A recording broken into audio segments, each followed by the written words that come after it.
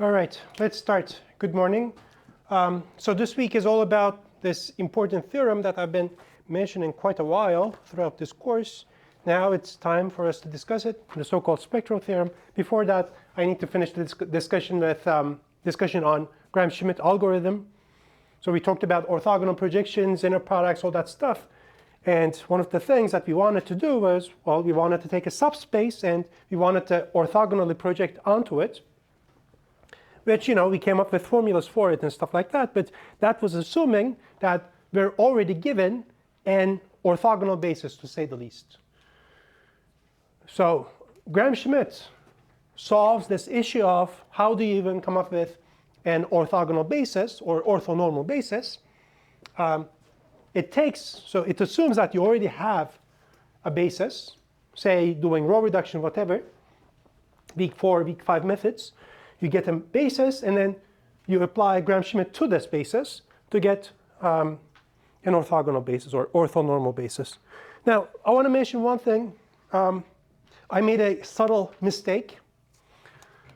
In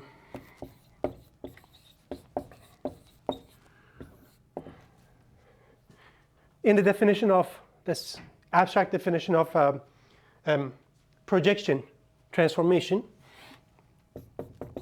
for V, an inner product space, an oblique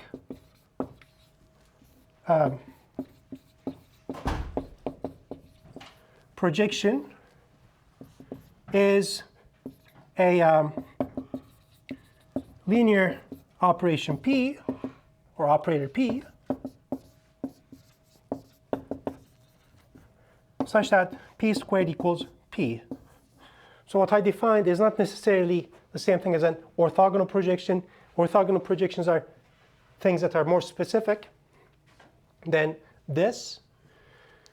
Orthogonal projection is an oblique projection with the additional hypothesis that P is symmetric. So all the orthogonal projections that we were using, they're all fine and they're symmetric and so on. It's just that this is like a definitional matter.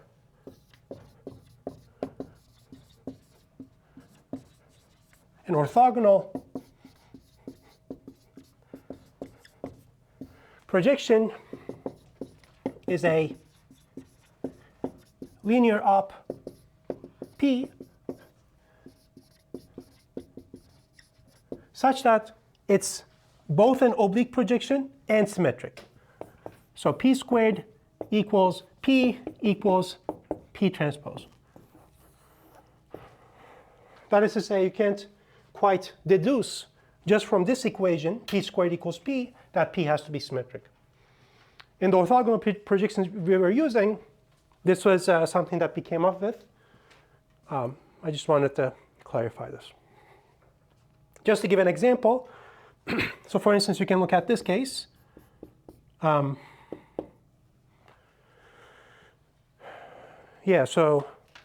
for instance, consider this. A is 1 minus 1, 0, 0.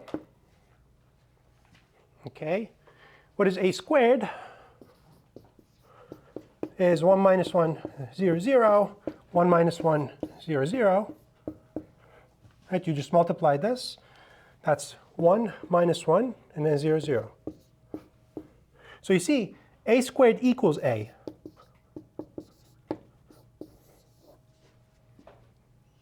So this is an oblique projection. It has the idempotent relationship, satisfies it. However, for orthogonal projections, image and the kernel, or rather column space and null space, should be perpendicular. But note that the column space of this is xy, or x0, or 1, 0, let's say. Span of this. So the x-axis. The null space of it is when, well, x minus y equals 0. In other words, the null space is spanned by 1, 1.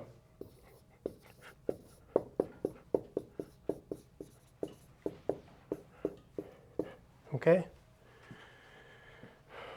So the null space of A is not perpendicular to the column space of A.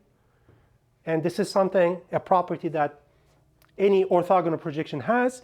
And as you note, if I were to take the transpose of this, it's certainly not equal to A.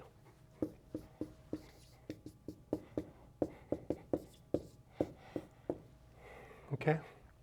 So A, in this example, is an oblique projection. Not many people use the word oblique, but in certain disciplines, they do mention this. A is an oblique projection. However, it is not an orthogonal projection. Okay.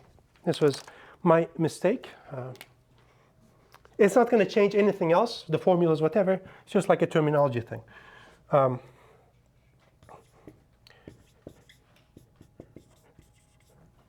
Oblique, but not orthogonal projection.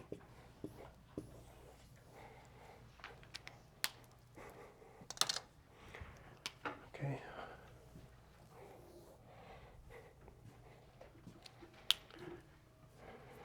Right, so here, the column space and the null space, they have 45-degree between them. Whenever you have orthogonal projections, the angle between column space and null space has to be 90. They have to be perpendicular. That's column space. That's null space. Okay. Technically, this is not quite a mistake. So I could just get the lawyers involved, and I could argue that this is also an orthogonal projection. What it is that even with angles, there's some relativity involved. I can say relative to a different basis, or rather relative to a different inner product, this transformation is orthogonal, but it would not be the standard dot product. I would need to sort of change angles so that now this is like a 90 degrees. You can do that, but we'll not get there. Okay. So as far as you're concerned, this was a mistake on my part. I apologize for this. So I want to talk about this Gram-Schmidt. Just to remind you, Gram-Schmidt is an algorithm. Write it here.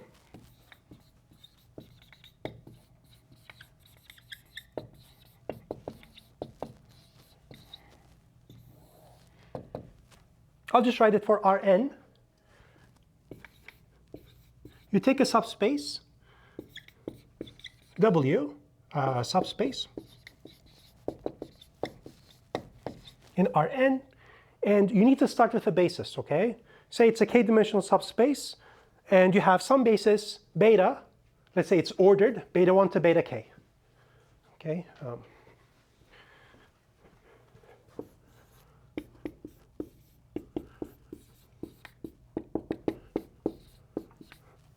Okay.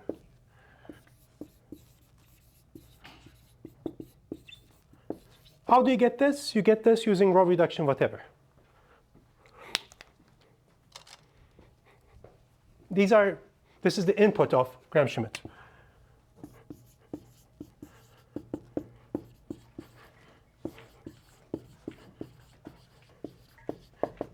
Row reduction, etc. The point of Gram-Schmidt is, well, I want to take this basis and orthogonalize this basis vectors, okay? In such a way that the new basis has the same flag as this basis. What should I write? Maybe U.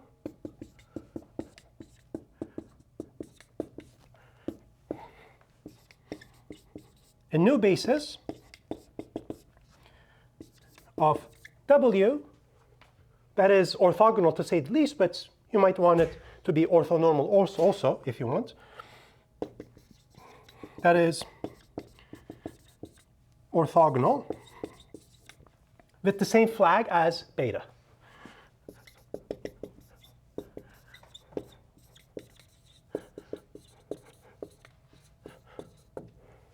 Okay. Now let me remind you what this flag business was. Essentially the idea is this. I want to really use this idea that the basis vectors are given to me in an indexed manner, in an ordered fashion. And so I want to have this new basis u so that, well, the span of u1 equals the span of beta 1, span of u1, u2 equals the span of beta 1, beta 2, and so on. So I'll write it here.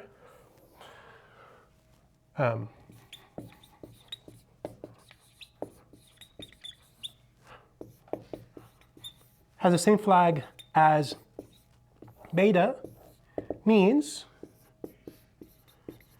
well, you want the span of beta 1 to match with the span of u1, span of beta 1, beta 2 to match with the span of u1, u2. I'll write it once more. Span of beta 1, beta 2, beta 3, you want to match with the span of u1, u2, u3, and so on.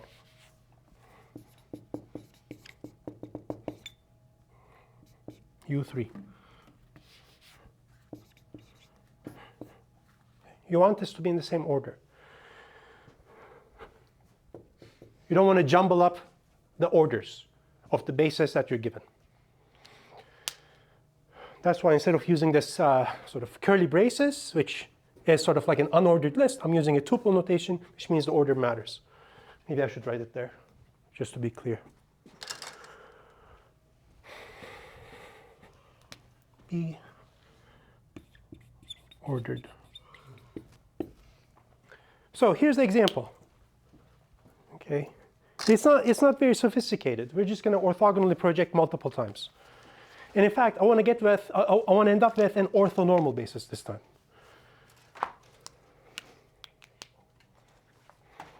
So here's the example.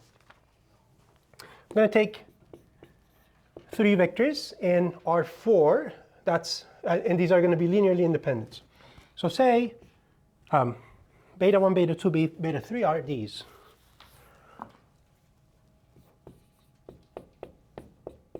One, one, one, one, and then 0, 1, 1, 1,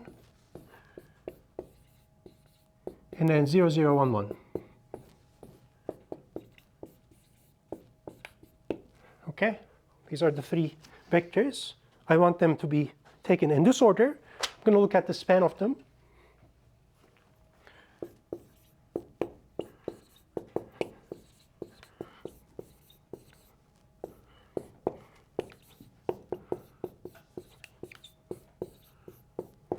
Okay.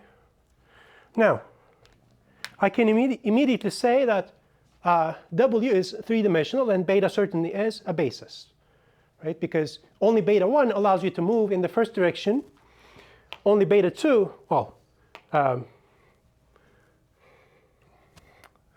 only beta 2, like beta 2 itself doesn't allow you to move in the second direction only, but you can sort of look at some sort of a combination, whatever. Ultimately, this does tell you that this is a basis. But when you look at inner products, for instance, if I were to dot this, this, and this, I get 3. Or this against this, I get 2, whatever. So these are, even though beta is a basis for W, it's not an orthogonal basis. So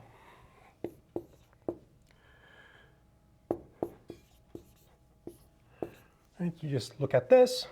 1, 2, 3. Let's compute the other ones too, actually. 1 against 3, and then 2 against 3. This gives you, hang on, this should be 3. This should be 2. And what is this? This is 2 also.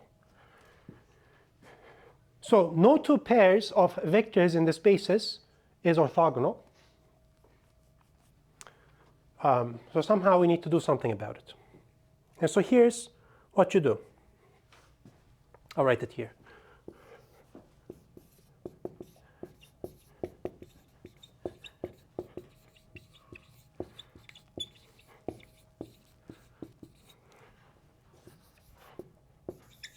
beta is not an orthogonal basis of W.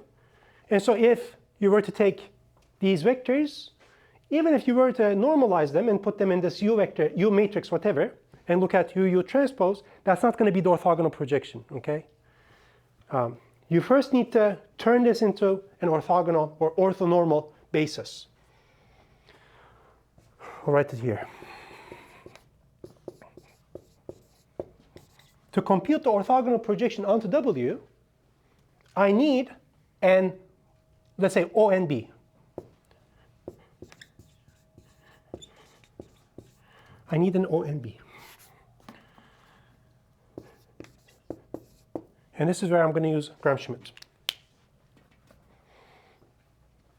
Here's how it goes.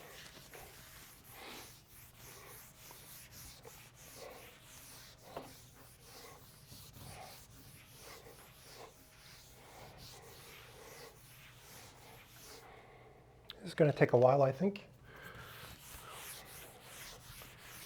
So first of all, I want one vector in W that I'm going to call U1 that has the same span of beta 1.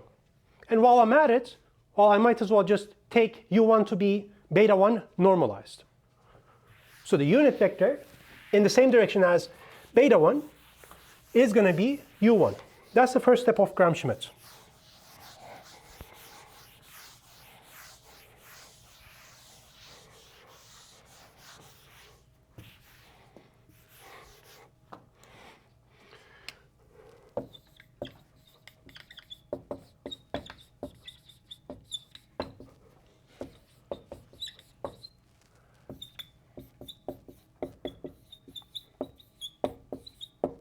I'm applying Gram-Schmidt to beta.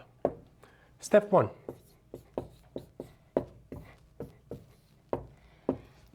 Take U1 to be beta 1 normalized. I need the norm of beta 1. Let's compute it on the side real quick. Beta 1 against itself is 4. So beta 1 norm squared is 4. Therefore, beta 1 norm is 2. Okay. U1, I'm going to define to be beta 1 divided by beta 1 norm. And so this is 1/2, 1/2, 1/2, 1/2.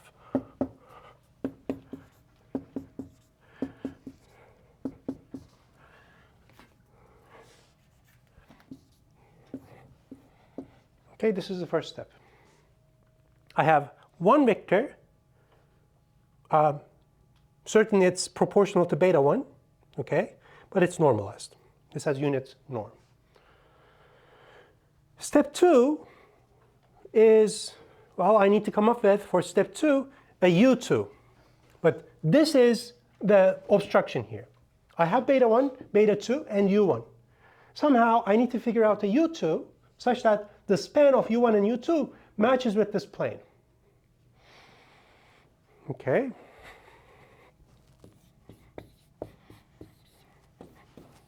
Here I'll draw the picture as well. So we have a three-dimensional space. Well, I won't try to draw the space. But ultimately, at the end of step 1, this is what we did. We had the origin, and then we had one vector pointing in a certain direction, and then we found U1, a vector in the same direction, which is exactly half beta 1. Okay, that's what we did at the end of step 1. For step 2, this is what we're going to do. We're going to look at the span of beta 1, beta 2. This is, in and of itself, a subspace within W. It's a two-dimensional subspace in W. So here is beta 1. Maybe I'll draw it like this, actually. This is the plane that is the span of beta 1, beta 2. Okay, here's the origin. And here are my two vectors. I'll draw it better.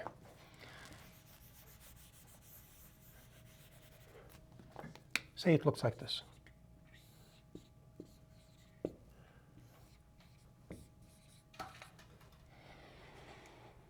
Certainly beta 1 and beta 2 are in the span of beta 1, beta 2.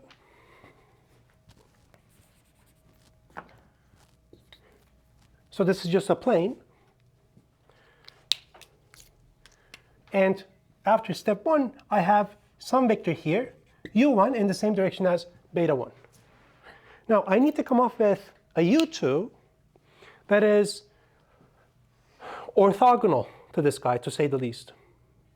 Well, what I can do is I can take this second basis vector that I started with, orthogonally project it onto the span of beta 1, then look at the residue.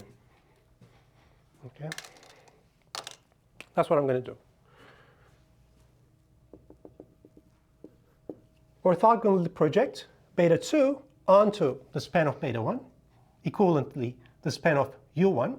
Subtract this projection from beta 2. That difference vector is going to be something that is for sure perpendicular to beta 1. Okay.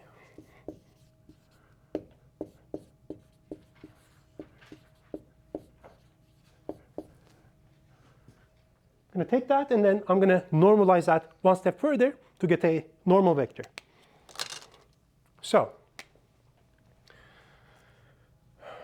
let's do this step by step. First, I need to compute this orthogonal projection.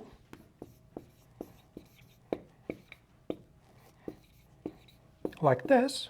There are many formulas here, but if you're projecting onto a one-dimensional space, it's good to just use the inner product formalism, I think. I find it convenient.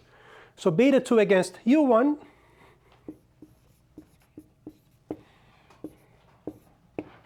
times u1.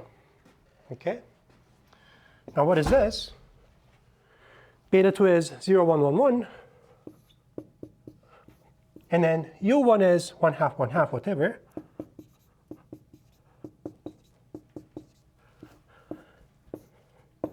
This I'm going to multiply by u1. Okay. Now what is the scalar? This is 3 over 2. 3 over 2 times 1 over 2 is 3 over 4.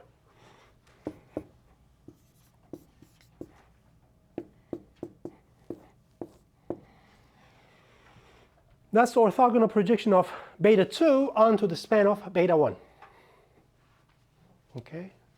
Now, if I were to look at the difference, that's going to be a vector that is for sure perpendicular to u1. Okay. Now let's compute.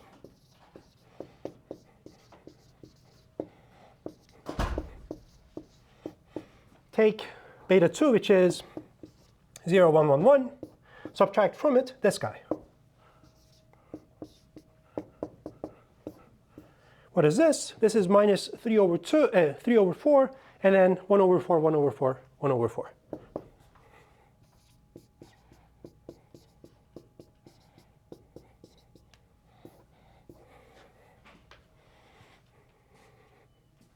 Okay. Now, this is a vector that is perpendicular to beta 1 or u1 equivalently. But note that just by looking at this remainder vector, you're not guaranteed to have a unit vector. If you were to compute the dot of this with itself, you have 9, 10, 11, 12 divided by 16. That's certainly not 1. This is not a unit vector. So you would need to normalize it to get u2, for instance. I'll do it here. Shouldn't the 3/4 be negative? Yes. Thank you.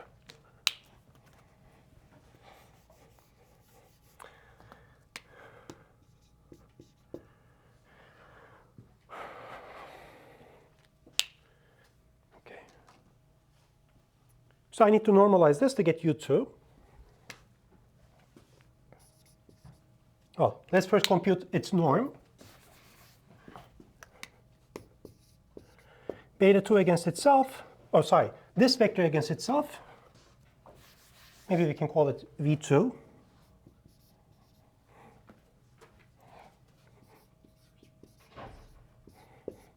is, well, 9, 10,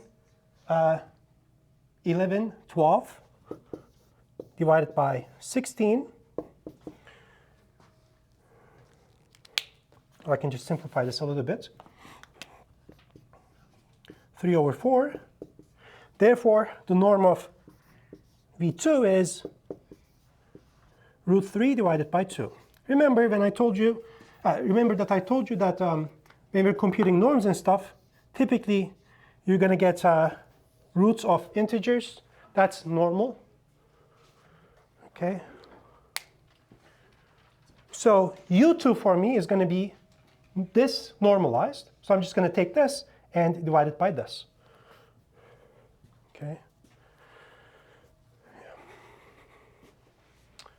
I think I'll erase this part, even though we're still doing the example.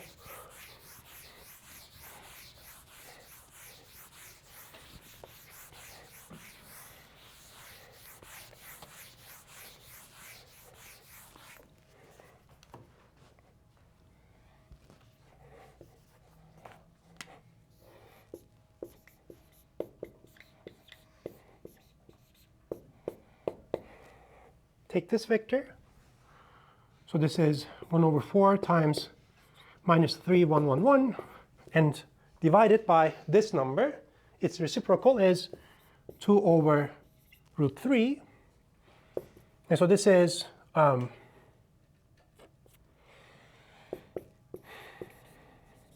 this times this.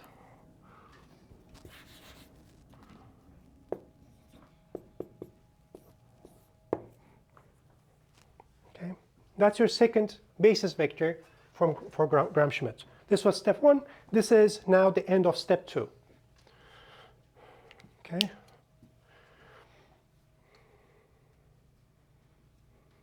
For step 3, now I'm going to take the third basis vector, beta 3, orthogonally project it onto this two-dimensional subspace. Look at the residue. That residue is going to be my v3, that's going to be certainly perpendicular, and then I'm going to normalize it one step further to get an ONB.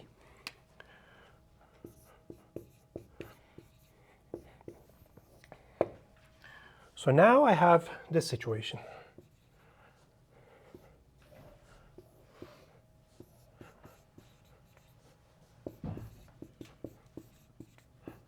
That's a span of beta 1, beta 2. Which at this point has an ONB, U1, U2.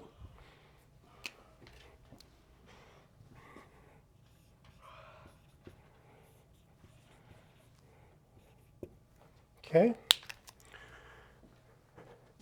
Beta 3 is another vector in W, but it's not in the span of beta 1, beta 2. Okay. This,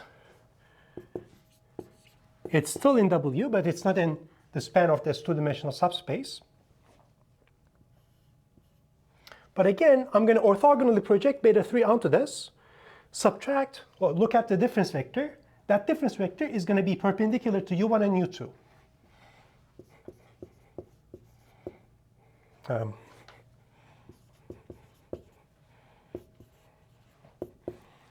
Okay. And I'm going to look at this difference vector. That's what I'm going to do for step 3. Okay.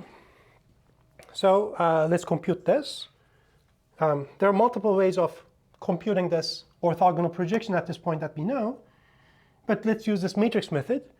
I'm going to look at the matrix with columns U1 and U2. Okay, that I'm going to call capital U. Then orthogonal projection onto the subspace, two-dimensional subspace, is going to be capital U times capital U transpose. And we're going to go from there. So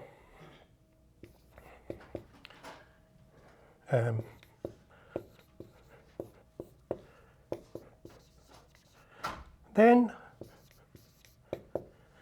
U transpose is proj sub this, proj to the span of U1, U2, which is the same thing as the span of beta 1, beta 2. And so really what I'm really looking for is identity minus this transformation, of course. And so that's going to give me this residue vector. So that we need to compute now. So matrix-matrix product, I'm going to take this vector and this vector.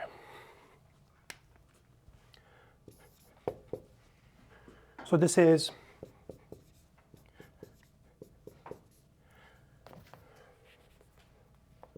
like so, and then this.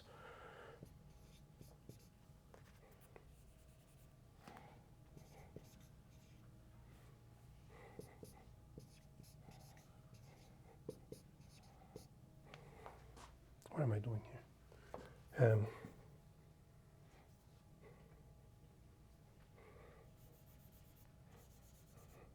Okay.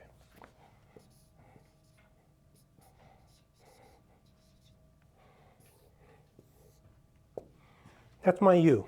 Okay. I just took this column matrix, use it as a first column, and then this, use it as the second column. Again, the order matters here, okay? I'll write it here. The order matters. Okay. So we need to take the product of this against U transpose. Let's do it here. And as you see, if I take this and put here U transpose, I'm multiplying 4 to 4. I'm going to end up with a 4 by 4. That's what I need. Because orthogonal projections, even though, for instance, in this case, I'm orthogonally projecting onto a two-dimensional subspace, well, it's still a linear transformation of R4. So it has to be 4 by 4. I'll erase this as well.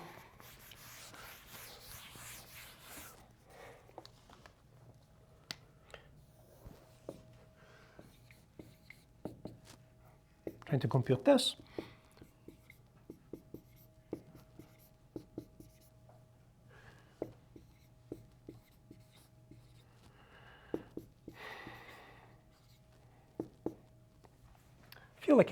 I feel like writing root 12 is faster. I'm just going to write it like that.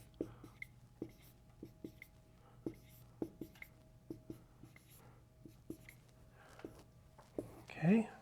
Now I need to take the transpose of this. And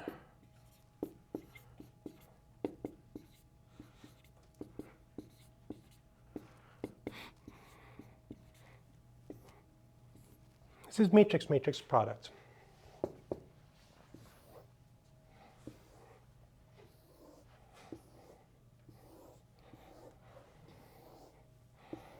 Now we need to compute these 16 entries. Okay, 1 over 4 plus 9 over 12. Here, 1 over 4 minus 3 over 12. 1 over 4, and the rest are the same.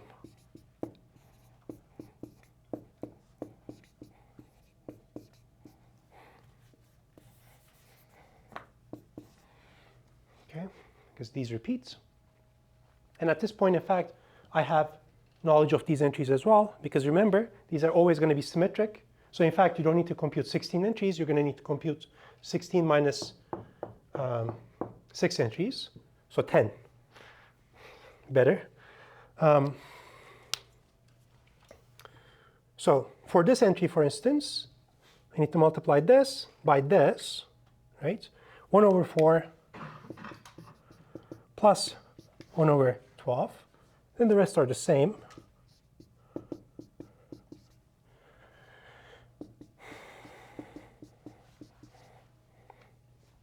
Okay. For this entry, I need to take this and hit it against this.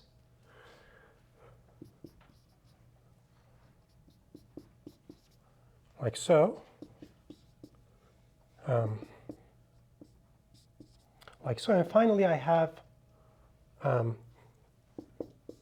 again, this guy. Yeah.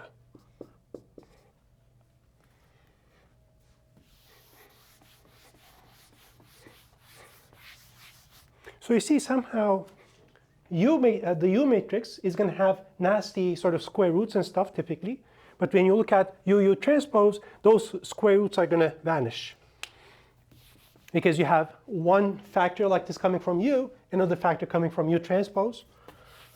They're going to sort of combine to a nice number like this.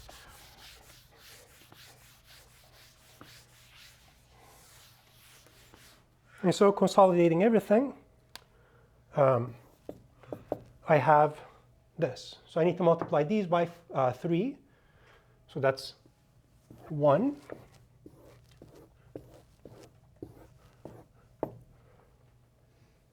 Zero, like this. These are also the same. Multiply by 3. 4 over 12, 1 over 3. 1 over 3, 1 over 3. Yes, so are the same. The rest are all the same. I feel like I made a mistake somewhere. We'll see.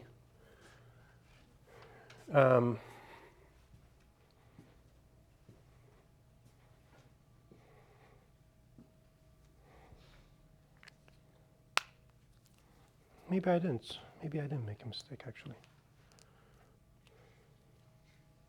Well, let's keep going. Surely it will show up. Let me see.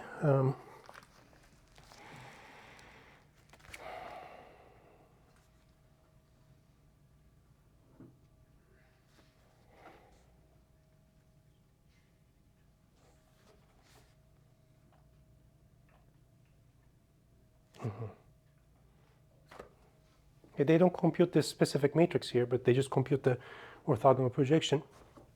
In any event, so at this point, what you can do is you can take this matrix and multiply beta 3 by it to get this projection, but then you're going to subtract that from beta 3 because we're looking for the orthogonal, something in the orthogonal complements. So instead of doing that, what you can do is you can compute identity minus this. That corresponds to projecting that way. And you could just apply that matrix to beta 3.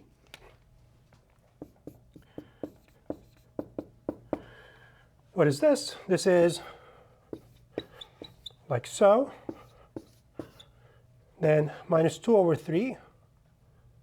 Oh, sorry, plus 2 over 3. Minus 1 over 3. Minus 1 over 3, and so on.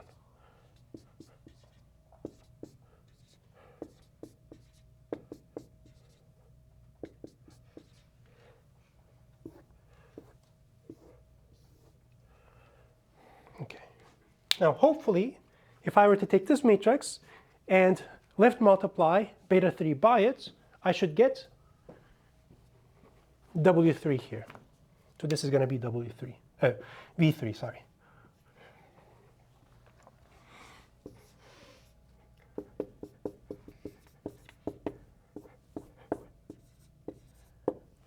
That's what I'm going to compute now.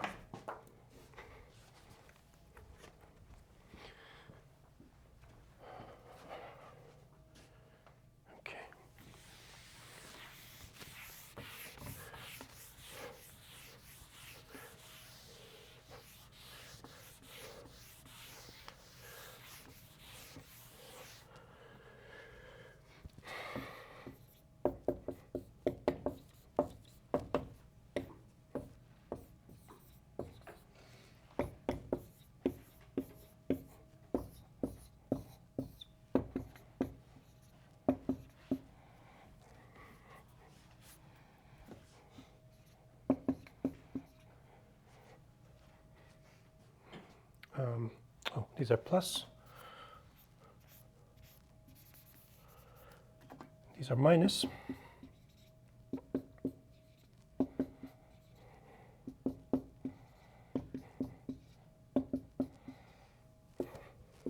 Times beta 3. Beta 3, I erased it, but it was 0, 0, 1, 1. Okay. And what do I get? 0, minus 2 over 3, 1 over 3, 1 over 3. It is correct, actually, so I didn't make a mistake. Everything is nice. Okay. So this, you see, now is perpendicular to the span of the first two vectors. It's not normal. It's not normalized.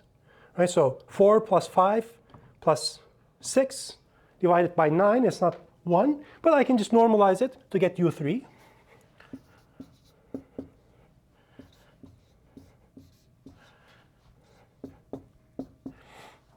What is this? 6 divided by 9 is 2 divided by 3. So that's going to be it's going to be in the square roots times this guy.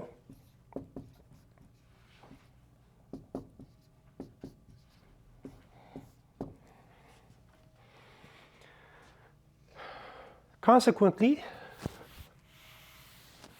we finished the Gram-Schmidt algorithm, or applying it to beta, and we were able to get an ONB.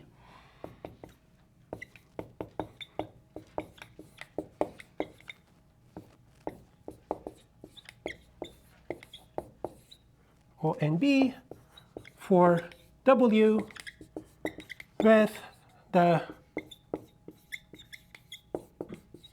same flag as beta. I'll just write these vectors again so that you have sort of like a nice summary. Here, u1 is 1/2 times 1, 1, 1, 1.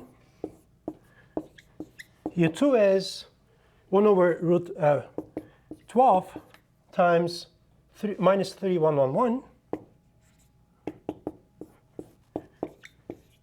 And then u3 is this.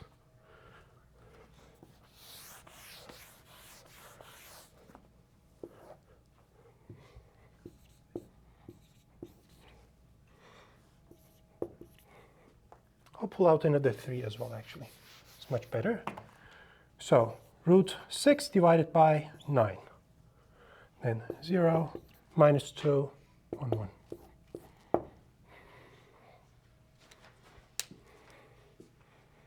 Okay. Rather nasty, but this is how it goes.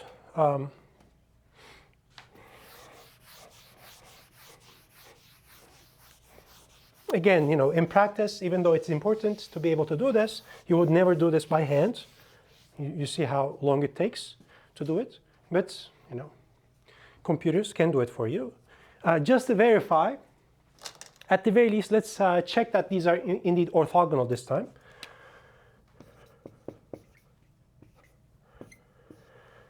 I can just ignore these scalars. Minus 3 plus 1 plus 1 plus 1 is 0. u1 against u3 is, well, minus 2 plus 1 plus 1 is 0. u2 against u3 is minus 2 plus 1 plus 1, again, it's 0. Okay. And you can check that these are also normalized as well. That's how it goes. Okay. Why do you do all this? Well, now you can take all these 3 vectors, put them in one matrix as columns. Okay, call it another U. Let's call it V perhaps. So projection onto W. Now you can safely say this is, U1, U2, U3, U1, U2, U3, transpose. You can think of it like this. You can also think of it as, well, the sum of the associated orthogonal projections.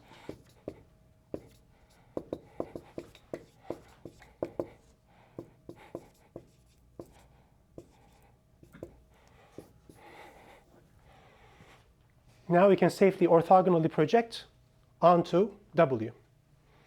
Okay? And note that, for instance, this is orthogonal projection onto the three-dimensional subspace that is W.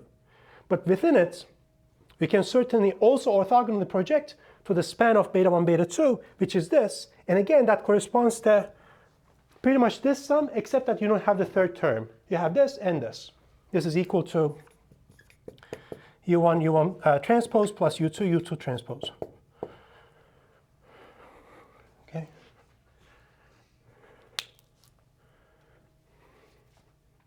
Good? Scary? Yeah, I know, yeah.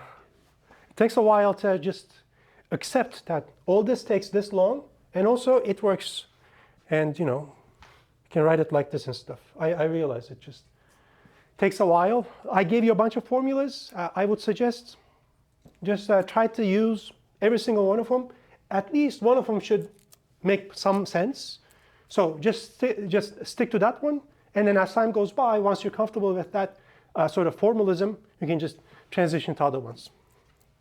I'll tell you, when I was first learning this stuff, I really disliked these outer products. It didn't make sense to me. I mean, I can multiply, of course, but it was like rather bizarre. I could not keep this in mind. Okay. So that's Gram-Schmidt. If you're trying to project onto a subspace, the punchline again is that just because you have a basis of your subspace, you don't get to just take those basis vectors and sort of make a projection matrix out of them, similar to this. In order for this formula to work, it has to be the case that these are normalized and they are perpendicular. Otherwise, it's not going to work. Okay?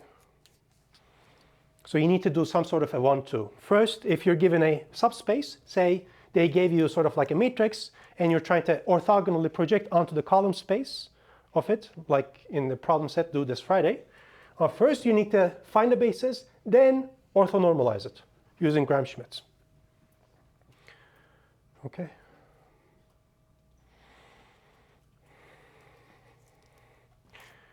Now, associated to this business, that is to say, starting with a basis and then transforming it in this procedure, using this procedure, into an O and B with the same flag, there is this factorization called QR factorization. It's pretty much sort of like a repackaging of this idea into a matrix product. Okay. I don't think I have time today to start talking about it, but probably tomorrow we'll say a couple words about how you might do that using this example. And then I think we're going to sort of transition to the spectral theorem. And in fact, what we're going to do is, just to remind you, I'm going to try to compute eigenvalues and eigenvectors and all that stuff for an arbitrary oblique projection. Okay? I think that's going to be nice. It's a slightly hard thing. It's sort of like a harder exercise compared to other things that we discussed so far, but I think it's going to be good. Okay, thank you. I'll see you tomorrow. All right, let's start. Good morning. So today, I want to mention this QR factorization. QR factorization is nothing but Gram-Schmidt packaged into a matrix-matrix product. I'll mention again the main idea of Gram-Schmidt. I know that when you first encountered this, it is kind of scary, but it's important to know. You're certainly going to be responsible for it in the third midterm. So from this Gram-Schmidt algorithm, you have this QR factorization. And then we're going to transition to the spectral theorem. I think, let me see. One thing I want to do is I want to do a spectral analysis of an oblique projection.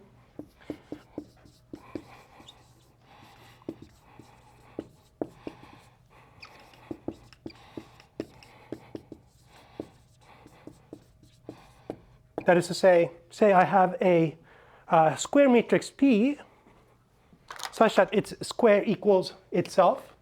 just from this information, this was the definition of an oblique projection. Just from this information, I want to deduce certain spectral properties. What are the eigenvalues? What are the eigenvectors? What are the multiplicities of these eigenvectors and so on? Is this matrix diagonalizable? It turns out that just by using this equation, you can deduce a lot of things. And this, on the one hand, would serve as a review of eigenstuff, I think. But also, it would be sort of like a teaser for those of you who are going to take more advanced math classes. So in a much more advanced version of this class, you would just argue about things more axiomatically, and, prove things and so on.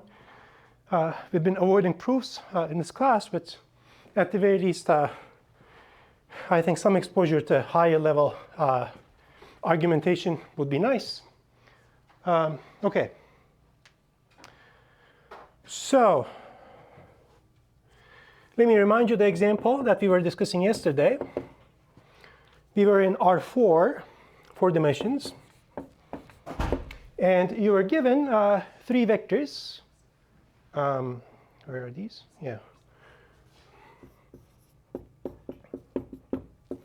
Beta 1 was this, 1, 1, 1, 1. Beta 2 is 0, 1, 1, 1. And then beta 3 is 0, 0, 1, 1. And then we said, oh, these are linearly independent. So if I were to look at the span of these and call that W, W would be a 3-dimensional subspace of R4.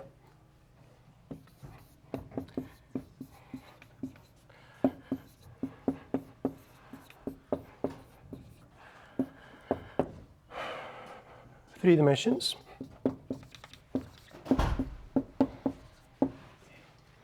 And then we went ahead and computed, let me say it this way. In this business of orthogonality and stuff like that, whenever you have a subspace, you would like to be able to orthogonally project onto it. Okay, and maybe let's add one more characterization of orthogonal projections. This is more toward calculus, in fact. But what I can say is this, okay? Say calculus characterization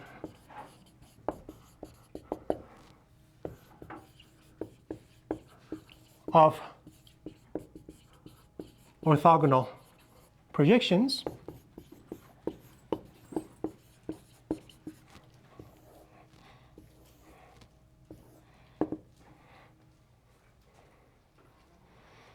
Say you have B, a finite dimensional inner product space. So Rn, for instance, finite dimensional inner product space, W, a subspace.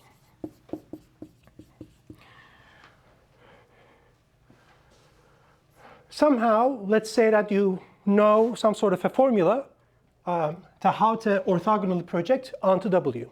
Because remember, whenever the moment I choose a subspace of W, I'm in fact determining a unique orthogonal projection. So once you choose a subspace of B, you have determined a specific n by n, which is prod sub W. You may not have access to the actual numbers that would constitute the n by n, but the n by n matrix exists. It's a matter of calculating the entries. And so what I can say is this. Given, say, y star, I fix one vector, okay? A fixed vector in B.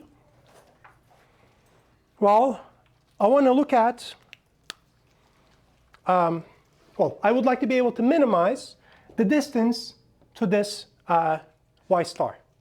So the task is to minimize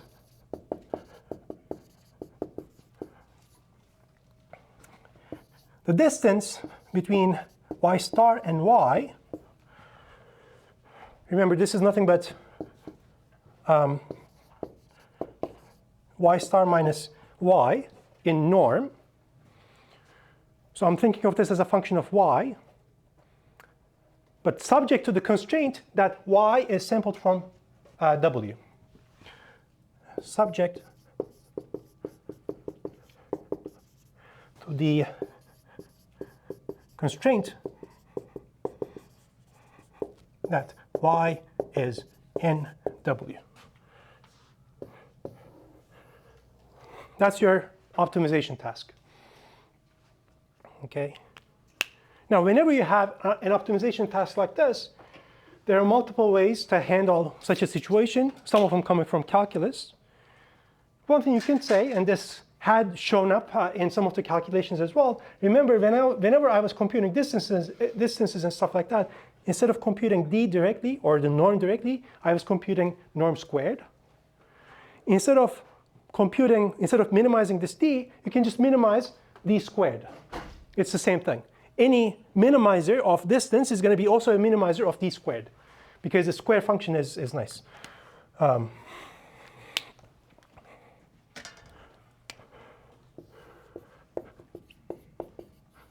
Instead, minimize distance squared. The point of this is, well, if you know a little bit calculus, distance squared, the square of this function as a function of y, in fact, is differentiable. And there are multiple methods that allow you to solve a situation like this using calculus. One of the methods is what is called Lagrange multipliers, because you have a constraint here. And so there are certain methods. I'll just write it like this. Can minimize using calc, I guess, 3, multivariable calculus. The method that really comes to mind for me is Lagrange multipliers. Lagrange multipliers. Okay. How many of you have seen something like this before? Yeah, some of you have. Okay. Probably you've seen it in a different context. Maybe they told you, oh, you know, I have this much material, and I'm going to come up with a rectangular box.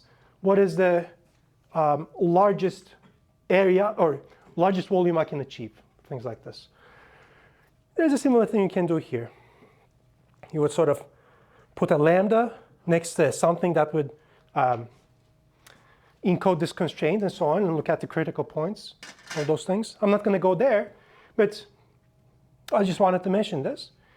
And it turns out that the minimizer of this, that is to say, the solution to this, is unique.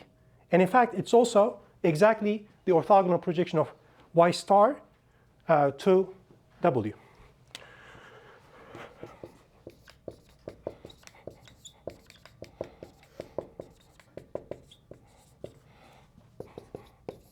So y, I think, hat was the notation in the textbook,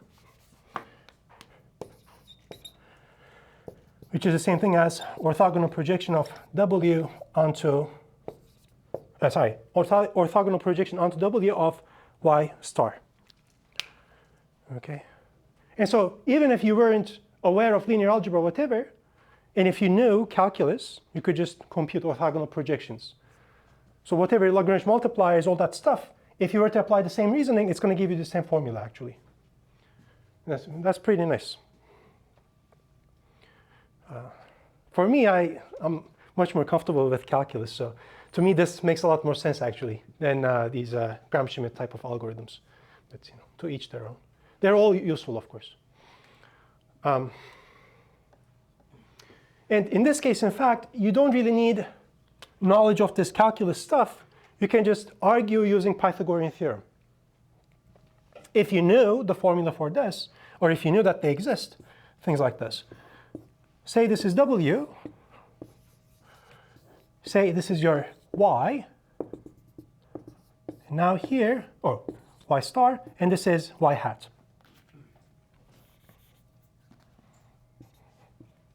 Okay, this is the orthogonal projection. You could argue like this.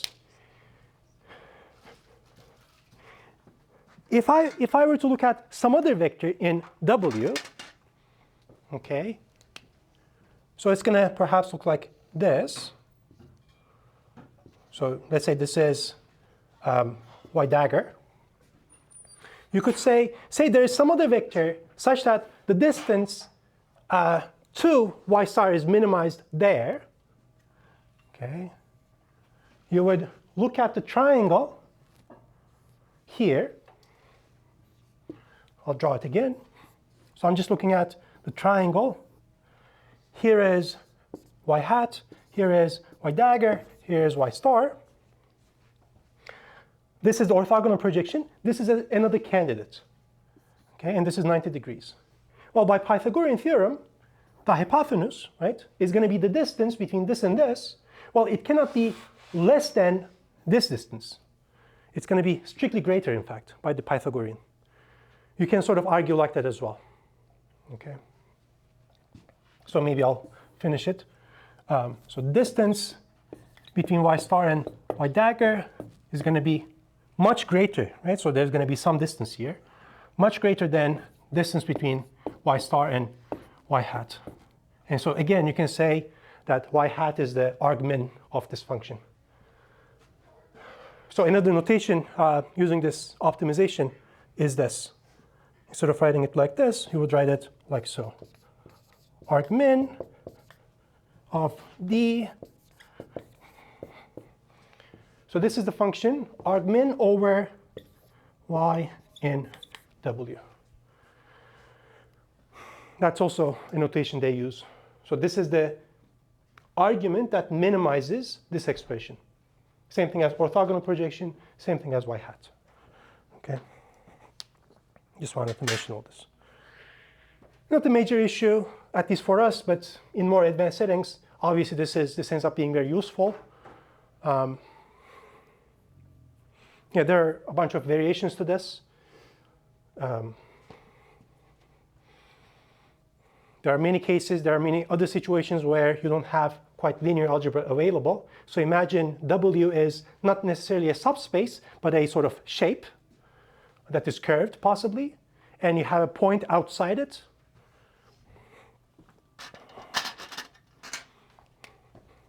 Something like this, perhaps.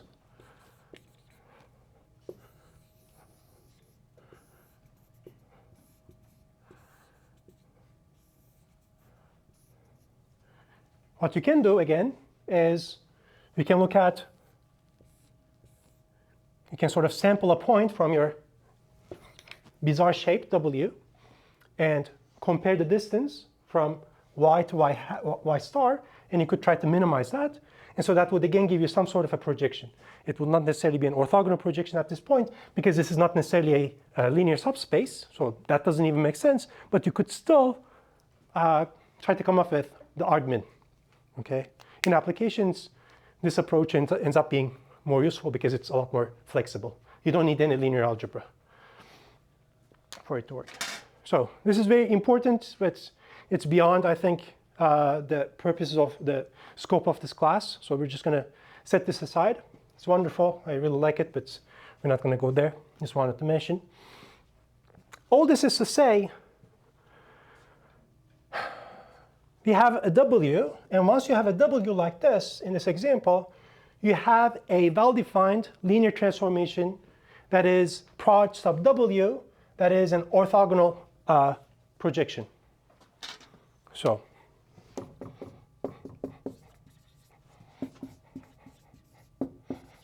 that's a 3 by 3 orthogonal projection.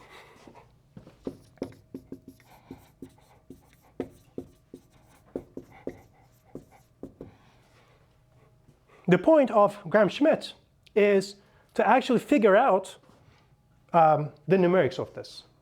You really need the 9 entries that constitute this 3 by 3, because maybe you're going to do some calculations. So you see, this far is nice for the purposes of sort of visualizing things and so on. So qualitative analysis, it would work with only this information. But if you need to calculate things explicitly, well, now you need the actual 3 by 3. You need to get concrete. And Gram-Schmidt allows you to do exactly that. Okay.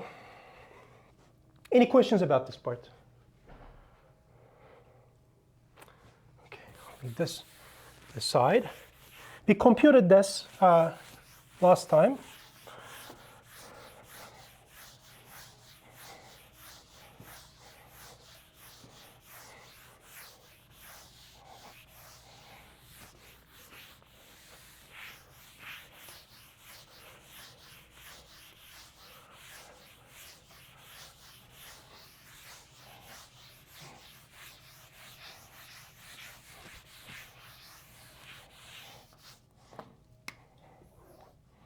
I don't think I remember the whole thing, but at the very least, I remember how Gram-Schmidt worked.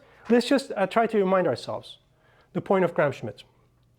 I have this basis, beta 1, beta 2, beta 3, in this order.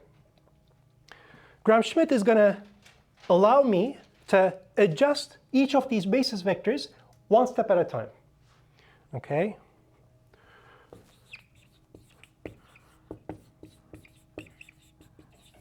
Gram-Schmidt applied to beta.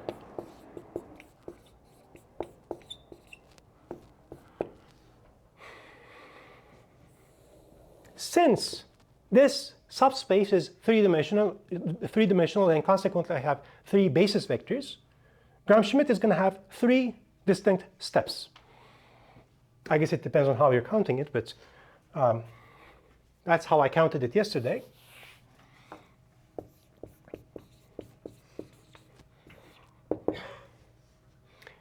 Step 1, instead of looking at the whole W, you just look at first the subspace in it that is spanned by the first basis vector, beta 1. Okay? You just look at this line spanned by beta 1 only. To that, you want to come up with an orthonormal basis. Well, we just looked at U1. Step 1 is always very nice, okay? You just take your first basis vector and normalize it.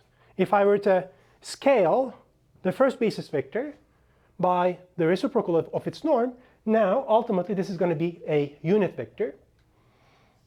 And what is this? I think this turned out to be 1/2 times 1, 1, 1, 1. So the norm of beta 1 is 1/2. And so 1 over 4, 1 over 4, 1 over 4, 1 over 4, 1 over 4. Sorry, 1, 2, 3, 4, that gives you 4. Take the square root, that gives you 2. Put it in the denominator. So I have a unit vector.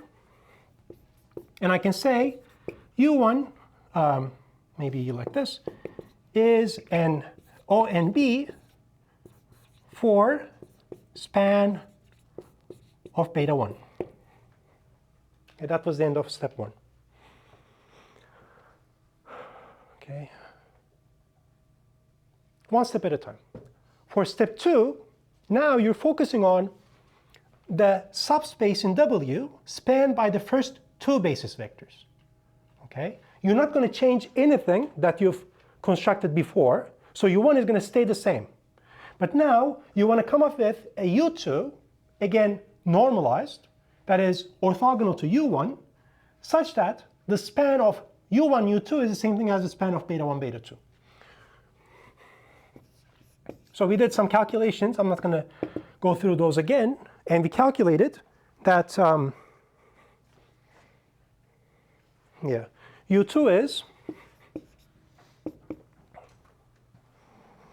1 over root 12 minus 3, 1, 1, 1. Okay. I'll say a couple words about how we came up with this formula to begin with. But let's just say that we have this, and ultimately we have that U1, U2 is an ONB for span of beta 1, beta 2.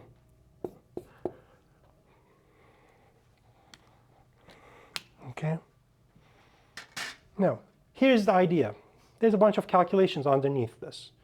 Okay, it's nasty, but let's just try to say a couple words about how you could try to come up with something like this.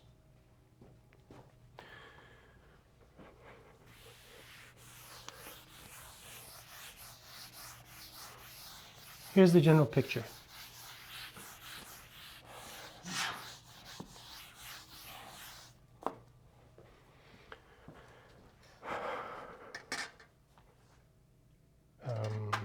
Red.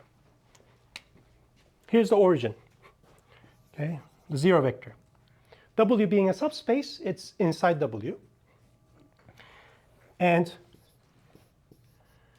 here's beta 1.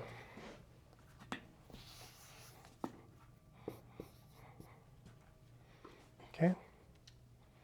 At the end of step 2, we had one vector pointing in the same direction as beta 1, but is of unit length. This length is 1. Okay. Now I look at beta 2. I'm not going to change anything about u1. Say beta 2 looks like this.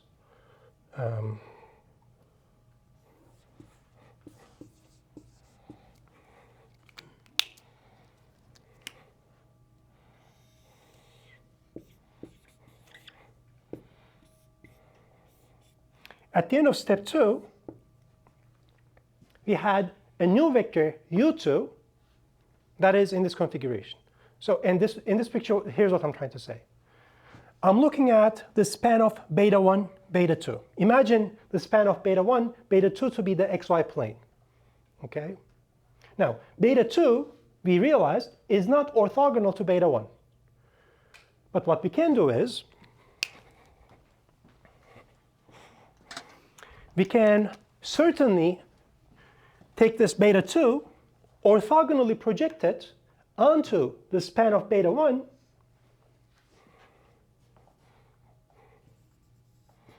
here, product sub u1 of beta 1. Okay, this is 90 degrees. And then look at the difference vector. In other words, I can look at, oh, this should be beta 2, sorry. I can look at beta 2 minus this. That's going to be this vector, the one that goes from here to there, which consequently is going to be, by construction, perpendicular to beta 1. But then I can normalize this. So this is beta 2 minus its projection onto u1. I can take this vector, which I think yesterday I called v2, and then I can normalize it to get u2. Okay? And that's how I obtained u2. By construction, you see, both u1 and u2 are going to be unit length, and they're going to be orthogonal. In other words, u1, u2 is going to be an ONB, orthonormal basis, for this span of beta 1, beta 2. It's not a very sophisticated idea. We keep sort of orthogonally projecting and looking at the residue over and over again. That's all there is to it when it comes to Gram-Schmidt. The calculations are somewhat nasty, but the idea is rather simplistic. Any comments or questions so far? For this third step, I'm just going to do it once more. Okay? Step 3.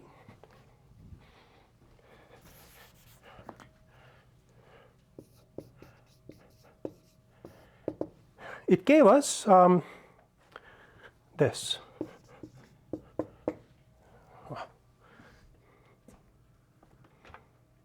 Minus 0, minus 2, 1, 1. Then we need to scale it by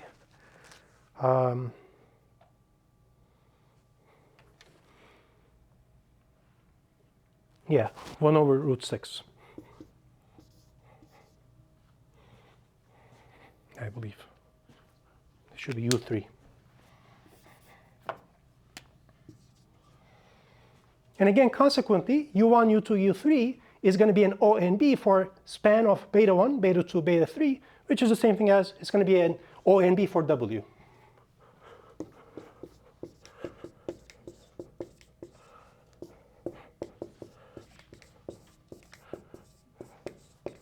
So for span of beta 1, beta 2, beta 3, which is the same thing as saying W.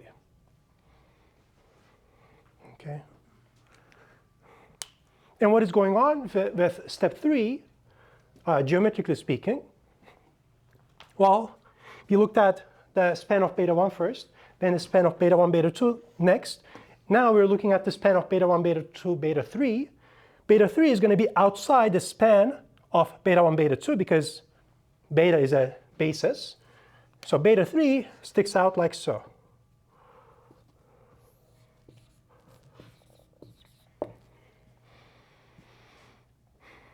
Okay. Just like in the previous case, what I'm going to do is take this and this. Ultimately, I want something perpendicular to the previous subspace. So what I'm going to do is I'm going to orthogonally project beta 3 onto the span of beta 1, beta 2. It's this. Okay, this is proj u1, u2, beta 3. And then, so this is 90 degrees. And then I'm going to look at the difference vector. This difference vector, by definition, is going to be perpendicular to the span of beta 1, beta 2. Okay, something like this. This vector is going to be beta 3 minus this vector, proj sub u1, u2, beta 3. It is not necessarily true that this is normalized, but then I can go ahead and normalize it, and that's going to give me u3.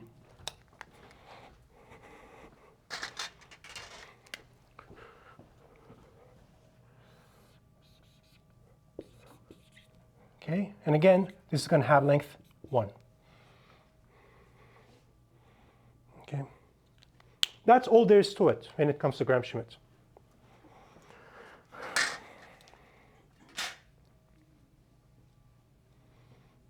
Okay. Once you're done with, so this is the end of Gram-Schmidt, okay? That's the end. But once you're done with Gram-Schmidt, you end up with an O and B for the subspace you're trying to project onto. Remember, that's the whole point, ultimately. The geometric meaning of all this stuff is, ultimately, I'm going to try to orthogonally project onto this. But for that, I need an O and B. Once you have an O and B, you can go ahead and put all those O and B vectors together to get a capital U matrix.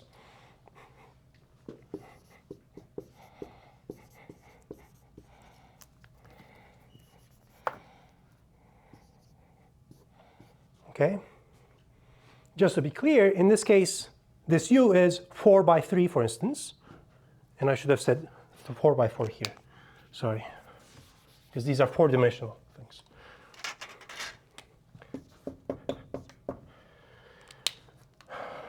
Each of these vectors are 4-dimensional. So this is a 4 by 3. And if you were to look at UU transpose, that's going to be exactly the 4 by 4 projection matrix.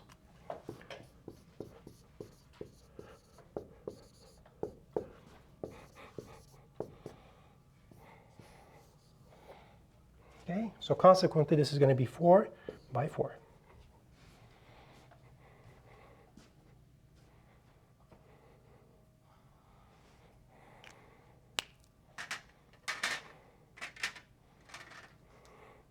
This was just like a short review of what we did yesterday. Any comments or questions about this? Yeah.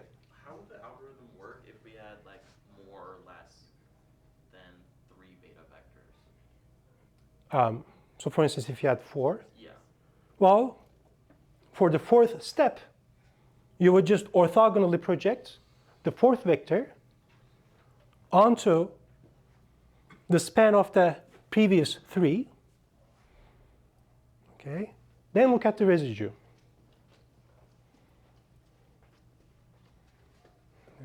You keep going like this. It's like you construct That's why I mean when I say the word flag. You first come up with, you first focus on the first basis vector. You look at the span of it, that's a line. You're orthogonally projecting onto a line. You're done with that?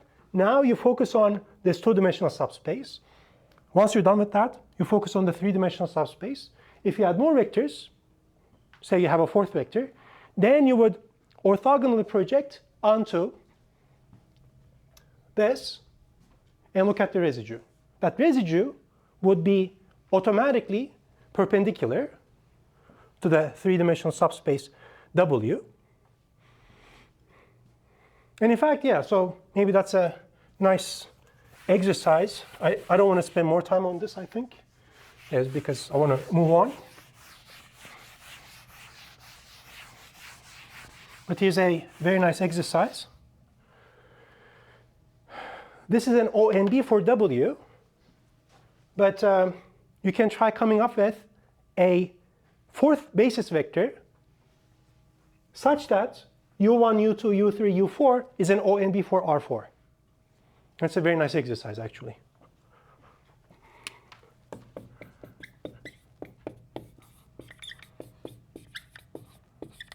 Compute a U4 in R4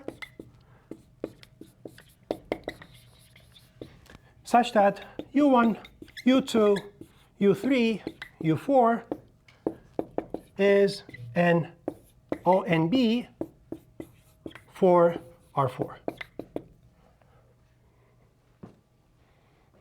Okay. Let's think about the steps. What are you going to do? You're going to take this guy, orthogonally project it onto W. Or sorry, so you need to first choose a basis vector. You need to figure out something.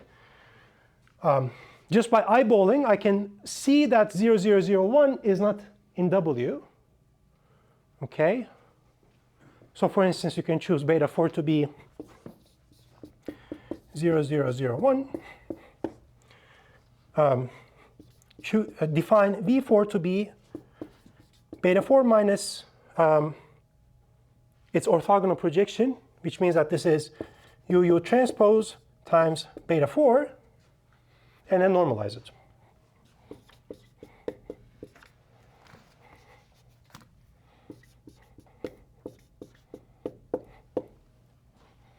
Okay, this would work, for instance. Go ahead and do these calculations, and then verify ultimately that this is orthogonal and so on.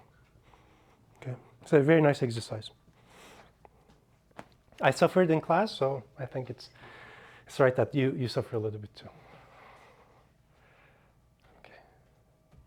Does that kind of answer your question? Yeah. Would that formula for V4 work for V3, but it'd be like beta 3 minus U of t beta 3? Yes, but the U is a smaller matrix. Yeah. Yes. Okay.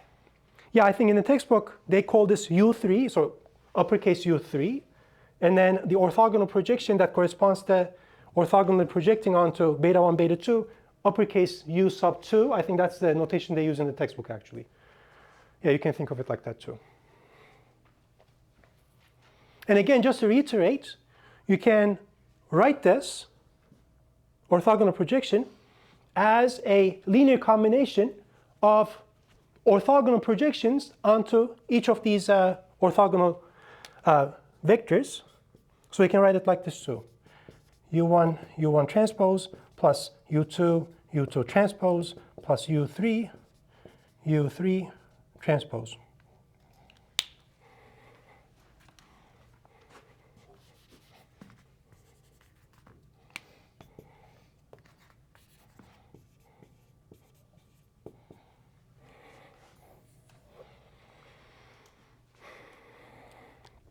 So in a sense, you're trying to get this orthogonal projection onto W, and you're sort of computing each of these summands one by one. At the end of step 1, you know what this means, because you know what U1 is. At the end of step 2, you know what this means. Okay? At the end of step 3, you have the whole thing. You can think of it like that too.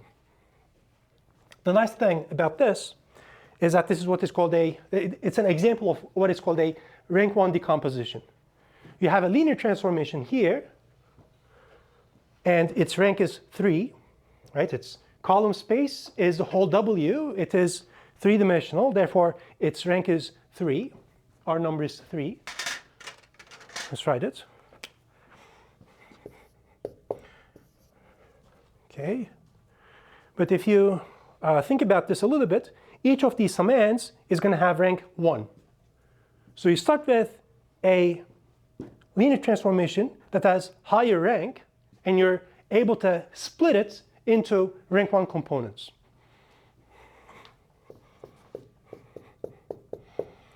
So this is what is called a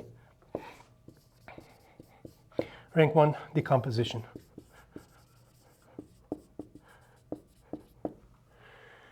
You should think of our number as sort of like the complexity. This is yet another instance of starting with a complicated transformation and perhaps thinking of it as, well, sums of simpler transformations.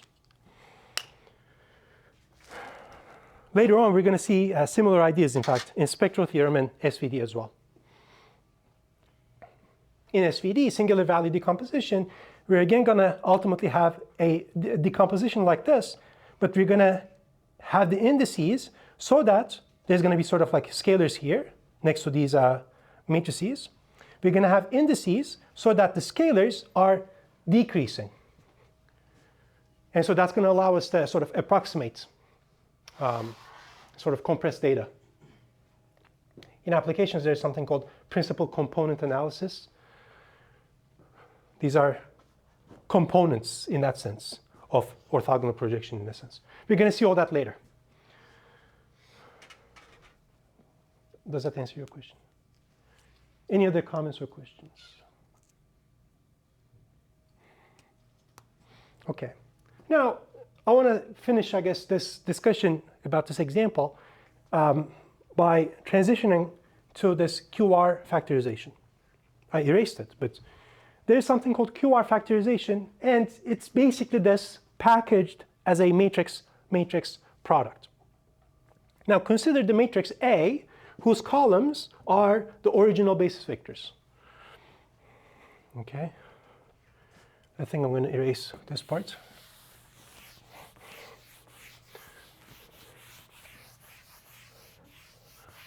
Erase this as well.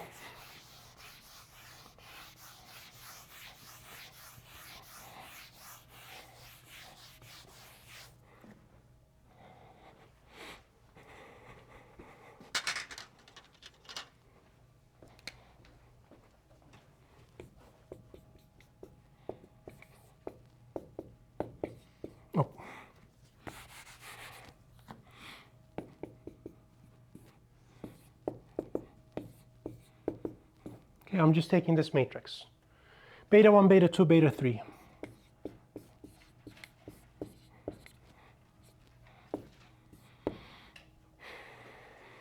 So somehow, using these steps, I want to split A into two matrices. Well, in fact, the Q matrix in the QR factorization is the same thing as this matrix.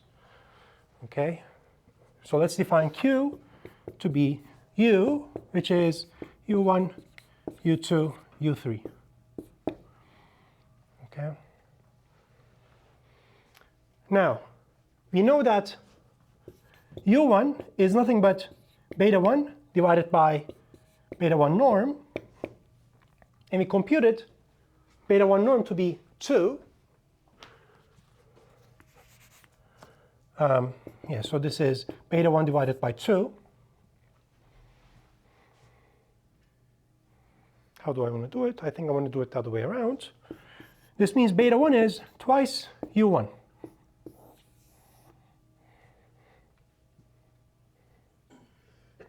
Okay. How about, okay, yeah, very good. Beta 2. So you see, I cannot just say beta 2 is, some multiple of U1. That is quite not the case. But what I can say is, since U1 and U2 is an O and B for span of beta 1 and beta 2, well, I should be able to write beta 2 as a linear combo of u1 and u2. I'll just be lazy here. So say c1 u1 plus c2 u2 for some scalars.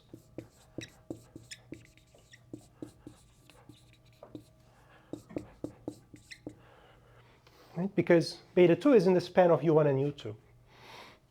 And likewise, beta 3 is going to be in the span of u1, u2, and u3.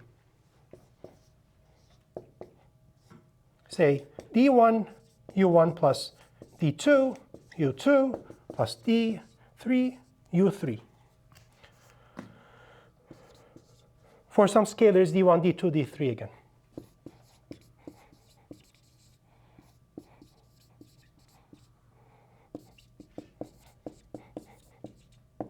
These scalars you can compute explicitly. I'm just not doing it because I want to move on. But I can go ahead and package these three equations as a factorization of A into Q times something. Okay? And it turns out to be this.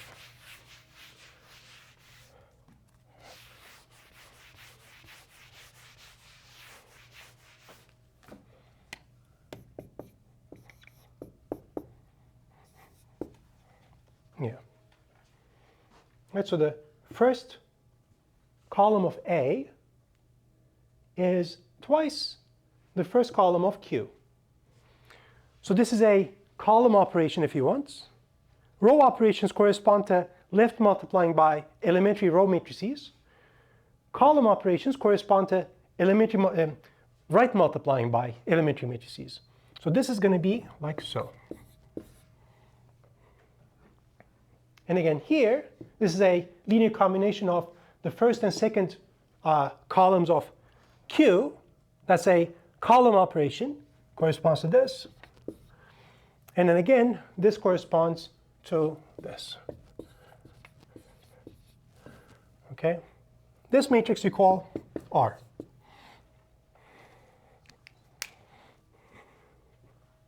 Pretty nice.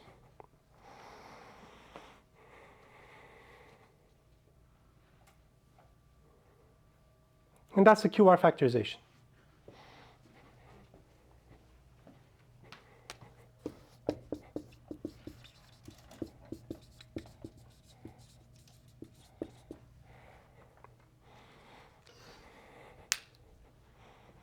Okay. There's a bunch of variations of this, like cheaper QR, more expensive QR, and stuff like that. So in this case, for instance, this Q is 4 by 3. You may want to have it like 4 by 4, whatever, depending on the context. You may want to sort of pad it using zeros or whatever. But let's not get into that. This is basically the idea with QR. It ends up being useful when it comes to storing a transformation. Is there anything else I want to say about this? One thing you can say, for instance, based on this, you can compute what this matrix is by left multiplying both of these by Q transpose, because we know for this matrix, because the columns are O and B, Q transpose Q is going to be identity. So this is R. What you can say is, to compute this R, you can just compute Q transpose times A, and that's going to give you R, for instance. I think leave that to you. Here's U, and A is over there. Just use them to compute the R. Pretty nice.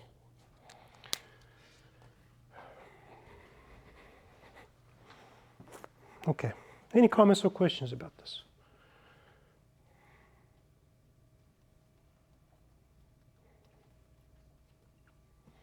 Okay. I have a couple of minutes.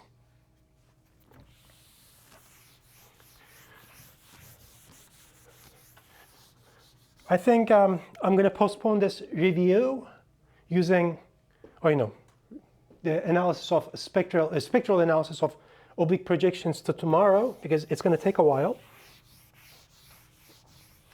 But in the remaining 2 or 3 minutes, I can go ahead and state the spectral theorem.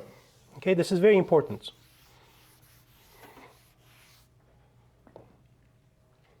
And so this is now chapter 7. Spectral theorem says this.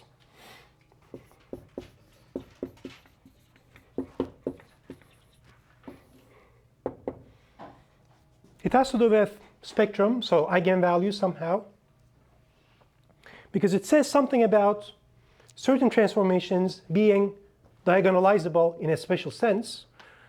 It says that if you start with a symmetric n by n,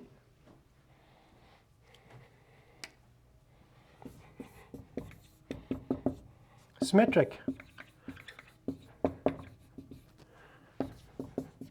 n by n, then in fact there is a orthogonal p and a diagonal d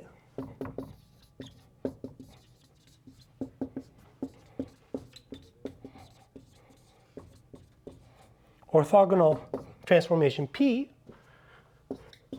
maybe I should say q actually, q, and diagonal transformation d, such that a, say q, equals qd. In other words, you get to factorize a into qd q transpose.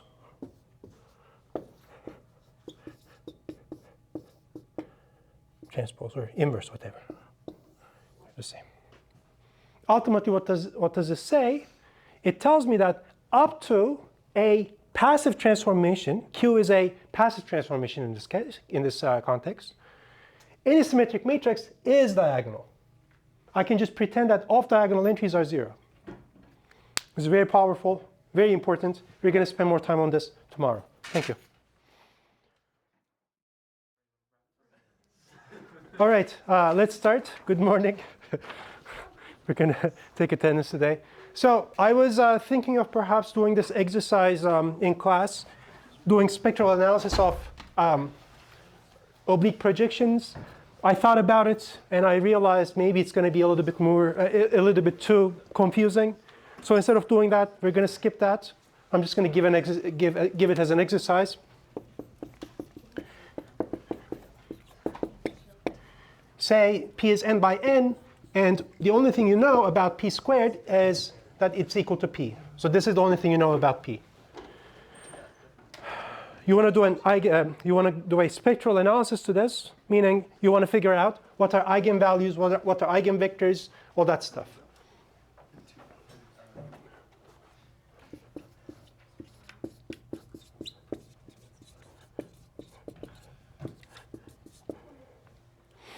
Okay. It's a really nice exercise, but it's a little bit advanced, I think. So I decided to just go ahead with the spectral theorem, since we're slightly behind schedule anyway.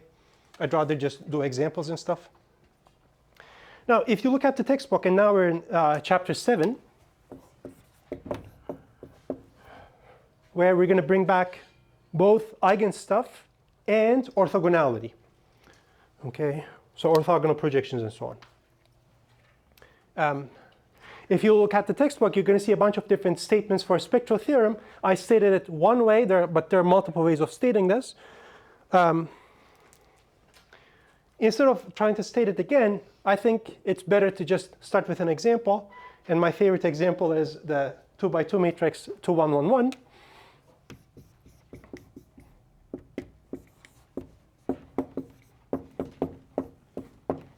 Okay, that's a 2 by 2 matrix, and it is symmetric.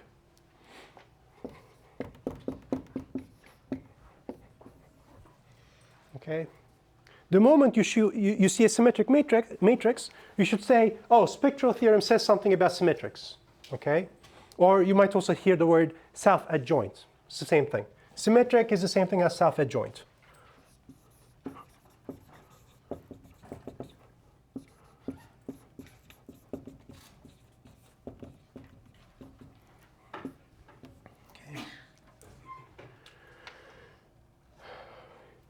I'll say this. Whenever you have a symmetric matrix like this, spectral theorem guarantees that this transformation is diagonalizable. Okay? Up to a passive transformation, you can just pretend that this is diagonal, says this. And it says a bunch of different things on top of that. So you should, whenever you see symmetric, you should say, I'm predicting this to be ultimately diagonalizable. I should be able to pretend that this is diagonal. Okay?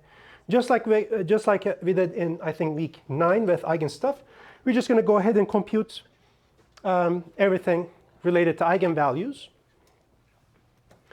and eigenvectors and so on.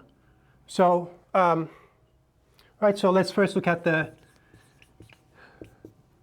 characteristic polynomial. Right, this was a characteristic polynomial, and what was this? This was a determinant of lambda times identity minus a.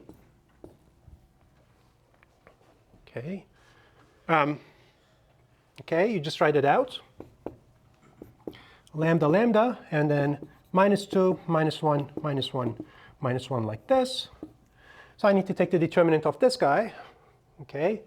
What was this? This was AD minus BC, this by this minus this by this. Lambda minus 2, lambda minus 1, and then minus 1. Now let's try that explicitly once, because it's been a while since we've done this stuff. Okay. Now I need to just consolidate, because ultimately I'm going to try to figure out the zeros of this polynomial.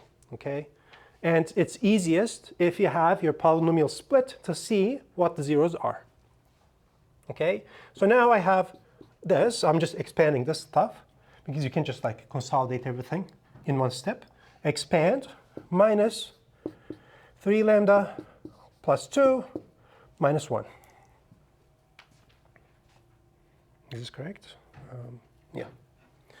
Okay, so this is lambda squared minus 3 lambda plus 1. At this point, you can use the quadratic formula to figure this out. Another method is what is called the completing the square.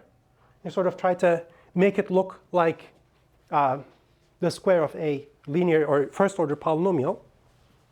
And so you can do it like this.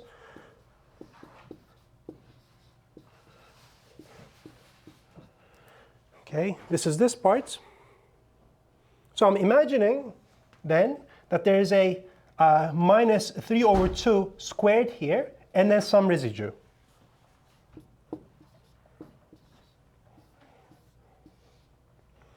Okay, I can just write it like this actually.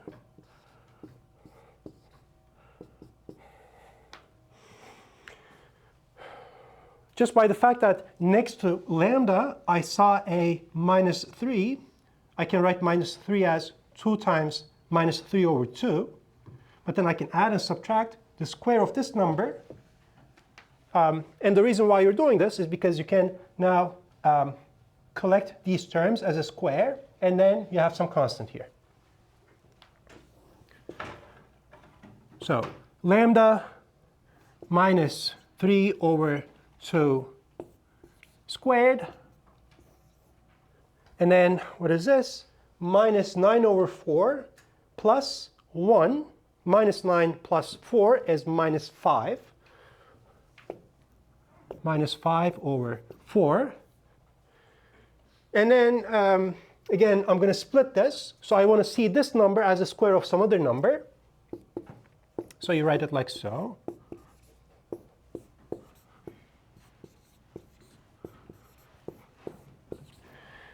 And now, once you have the square of the difference of two squares, you can just expand this. And we have a splitting.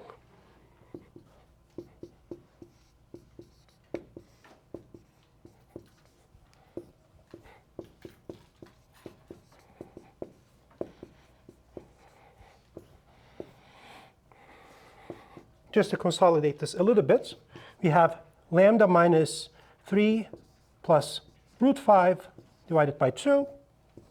And then here we have lambda minus 3 minus root 5 divided by 2.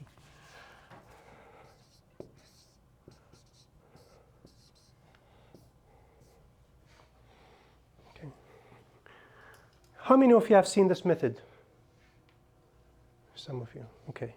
So this is one method to just split. It basically is the algorithm that gives you the quadratic formula. You can just remember the quadratic formula, or you can do this method. You're just like completing to a square, and then you have some junk, and then you sort of rearrange the junk, and then you sort of do this. Okay, you can do it this way. You can do it using quadratic formula. But we have this. Okay, this is a characteristic polynomial. I'll record it here. Char sub A is this.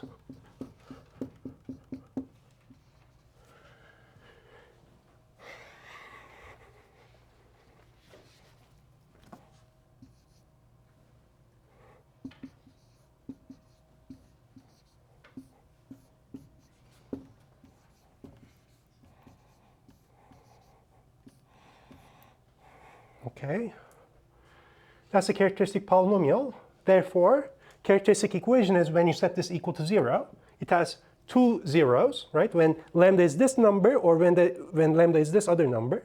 So the spectrum consists of 3 plus minus root 5 divided by 2. So spectrum, right? Spectrum was the set of eigenvalues. So spec A is 3 plus minus root 5 divided by 2. Okay.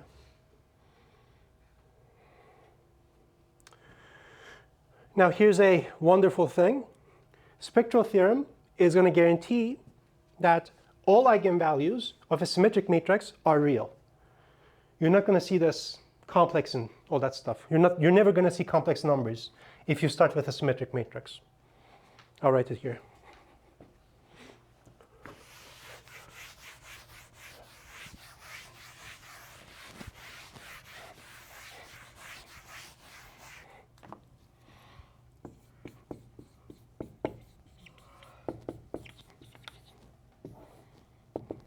Spectral theorem has only one hypothesis, namely that you have a symmetric or self-adjoint linear transformation or matrix.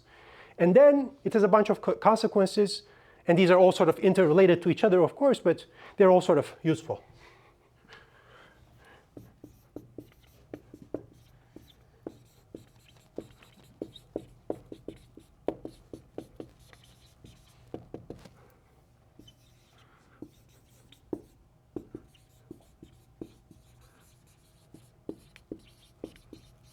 All eigenvalues are real.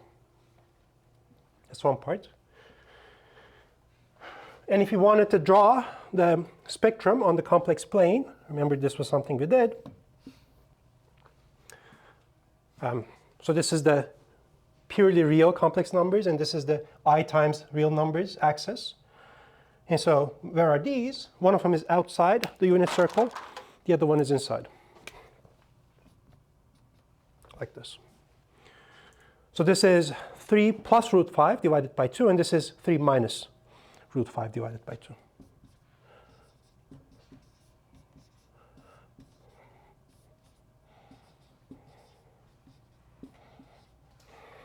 Okay. Now we need eigenvectors for these. Any questions so far? We had done this a bunch of times before, but I wanted to do a short review like this. I think I'll keep it for now. We'll see how far we can go. Eigenvectors for lambda 1 is, let's say, this guy. How do you compute eigenvectors? Well, you need to plug this number into the eigenequation for A and then solve, right? So eigenvectors for this is the same thing as solutions to A xy equals lambda 1 xy, so non-zero solutions. which is the same thing as saying that I need a vector in the null space of lambda 1 I minus A.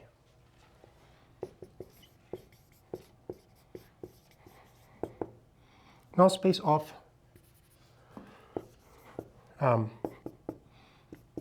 lambda 1 I minus A.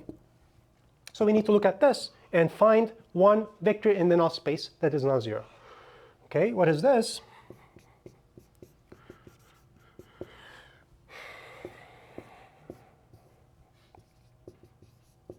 Just write it out. Minus 2, minus 1, minus 1, minus 1. Okay. So, so you see, you can get like square roots of integers and stuff like this.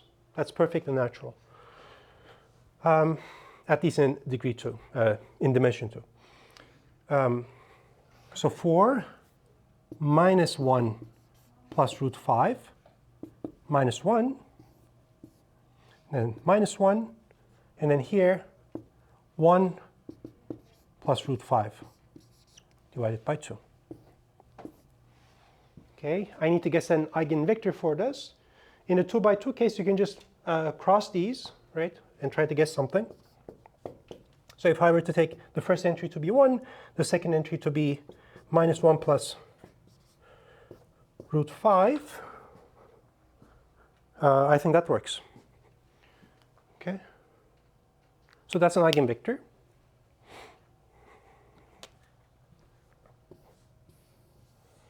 And certainly the so the maximum possible linearly independent eigenvectors for lambda 1 is 1.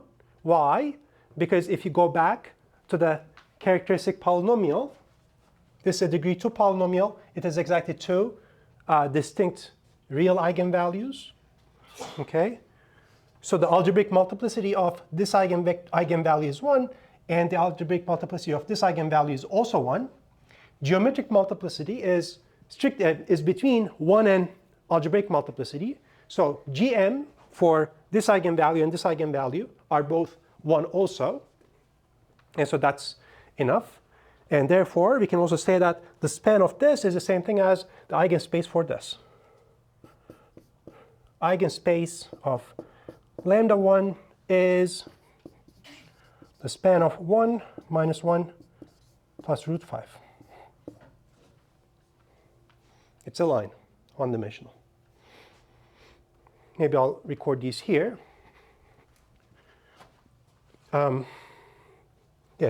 Let's say lambda 1 is root 5 divided by 2.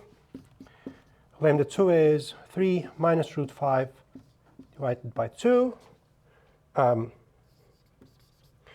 Gm of lambda 1 is the same thing as am of lambda 1, which is 1. Gm of lambda 2 is the same thing as am of lambda 2, which is again 1.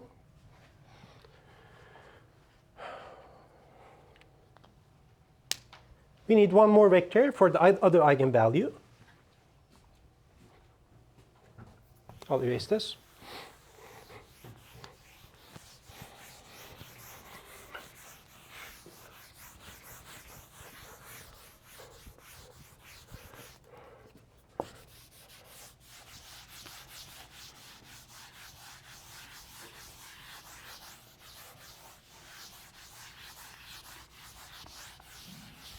To compute eigenvectors for lambda 2, now again I'm going to go back to the eigenequation for A, but this time instead of plugging in lambda equals lambda 1, I'm going to plug in lambda equals lambda 2.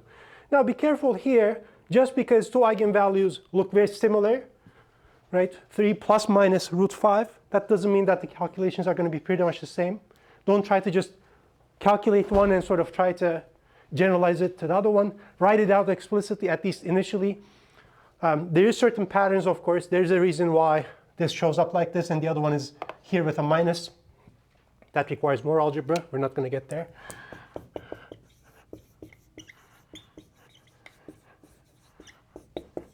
Just write it out. Take your time. Okay.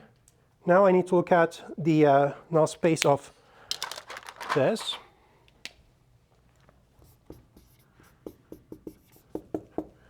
Right, so this.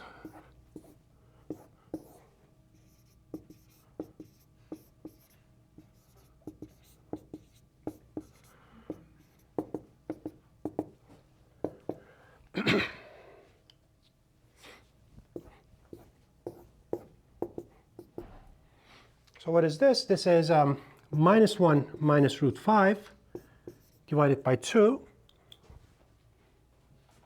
Oh, I forgot a 2 here. OK. So this should be with a 2. It should work now, right? OK, sorry. Here we have 1 minus root 5 divided by 2 again. Again, eyeballing. Just to reiterate, whenever you're looking at this null space to compute an eigenvector, your nullity is going to be at least 1, OK? It has to have a non-zero solution. If this didn't have a non-zero vector in the null space, then you did something wrong with the calculation of the eigenvalue, which means you need to go back and recalculate things. The nullity of this is going to be at least 1.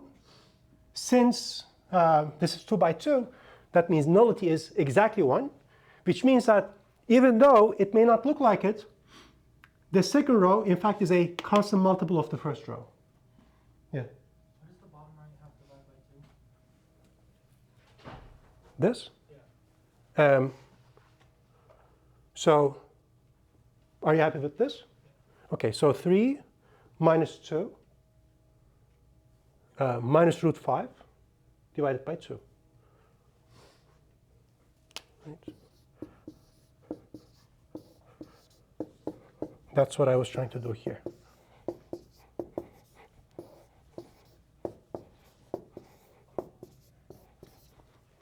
OK, yeah.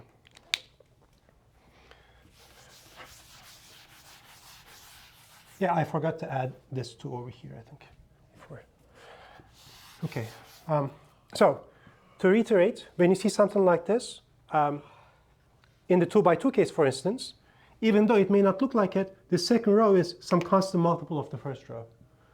OK, that's always going to happen, at least in 2 by 2. But in any event, that means that I can just focus on the first row, and I can do this crisscross thing. And how do I do it? I say I'm looking for a 2 by 1 that is in the null space of this, right, xy. So I'm going to multiply this entry by this and add to it the product of this by this. So take this and put it in the first row. Take this, put it in the second row.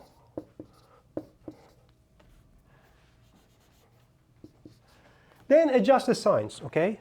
When you do this, for instance, you're going to not get 0, but you want 0, which means that if you were to put plus here, that would work. OK? And so you see there's a symmetry between V1 and V2 also. And ultimately, the eigenspace associated to lambda 2 is a span of V2, which is this.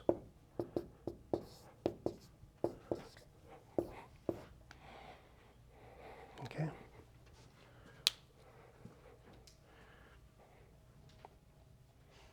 Any comments or questions so far? This is the stuff that we discussed before, orthogonality. But at this point, we can try to include orthogonality into this business as well. What is the angle between E1 and E2? I just need to take this, this, and dot it against this.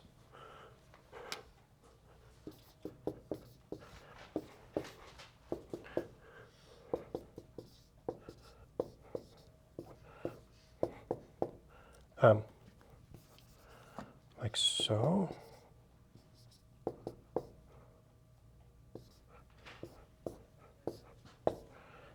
OK.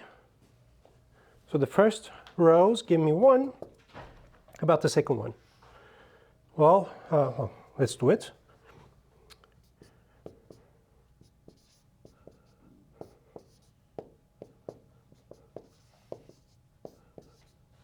I need to compute this. So 1 plus, in the numerator I have plus 1 minus root 5 plus root 5 minus 5 divided by 4. These two cancel out. That gives me minus 4. That's a 0. So the eigenvectors associated to distinct eigenvalues are orthogonal. Okay. Spectral theorem is going to guarantee this also. If A is symmetric, eigenvectors associated to distinct eigenvalues are going to be orthogonal.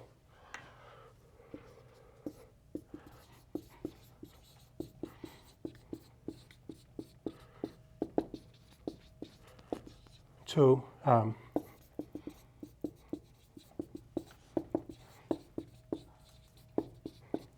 eigenvectors associated to distinct eigenvalues are orthogonal. What is the short way of saying this? You can say if lambda 1 and lambda 2 are distinct eigenvalues for the transformation, then the eigenspaces are going to be perpendicular. So I'll write it like this.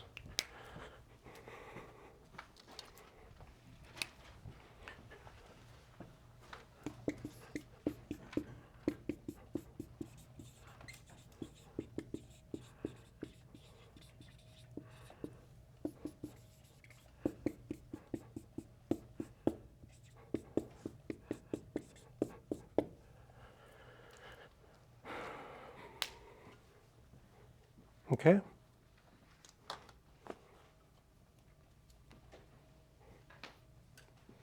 Any comments so far?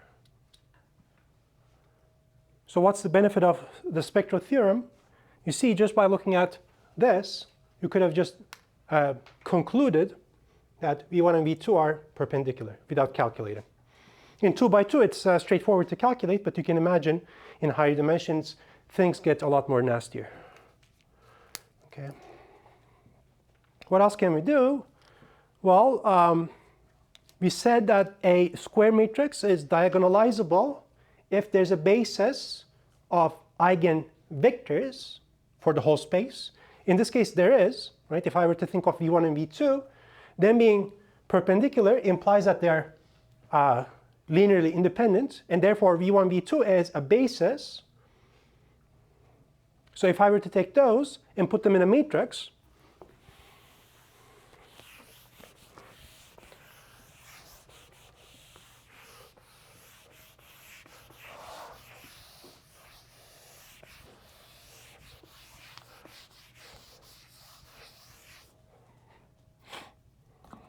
yeah, I can erase it.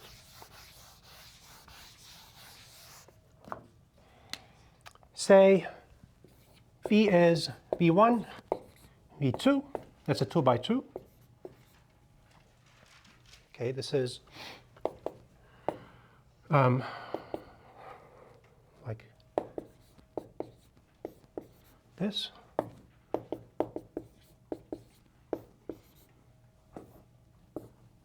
Okay.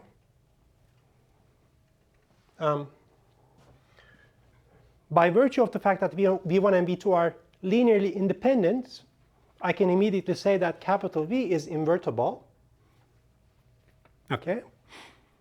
Let me see. It's not an orthogonal matrix, but still it is invertible. That's good at the very least. And so if I were to look at A times V, let me put it like this too. Let me define D to be the diagonal matrix with eigenvalues, with diagonal entries lambda 1 and lambda 2.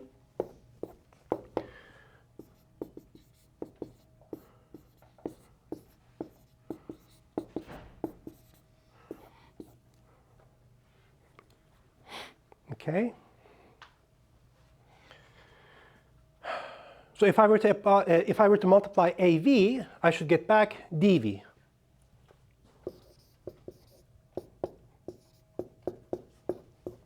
Times this.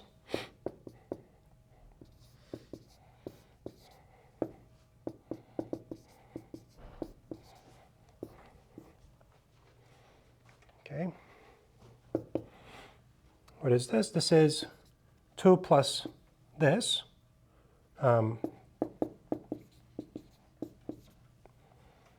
Okay.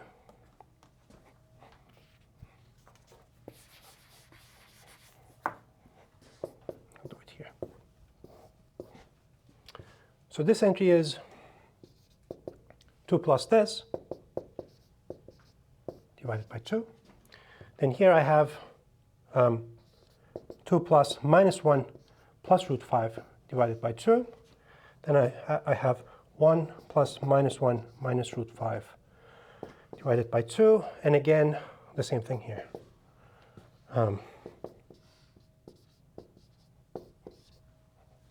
Okay, consolidating. 4, 3 minus root 5 divided by 2 over here. 4, 3, like this. Then I have 1 plus something. Yeah. 1 minus root 5 divided by 2. 1 minus root 5 divided by 2. Okay.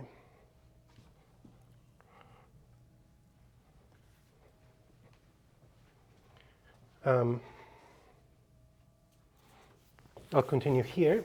So I say that I'm claiming that this is the same thing as v times d.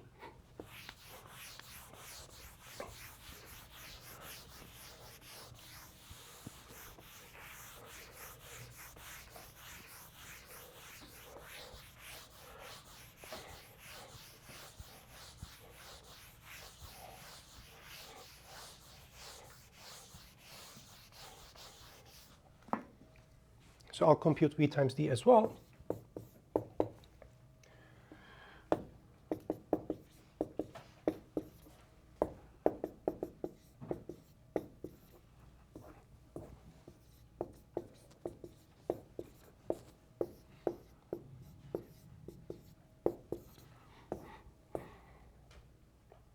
Okay.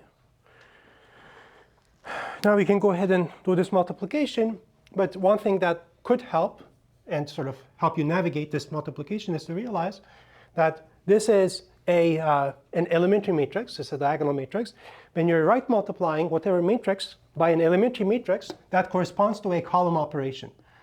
So the outcome of this product should be this matrix, except that you're scaling the first column by this number and this column by this number.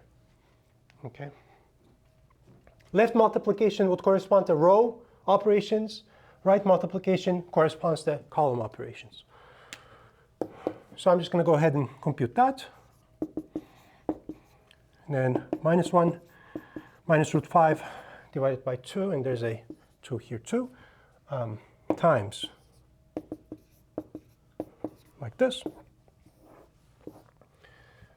And then the second column I need to scale by this.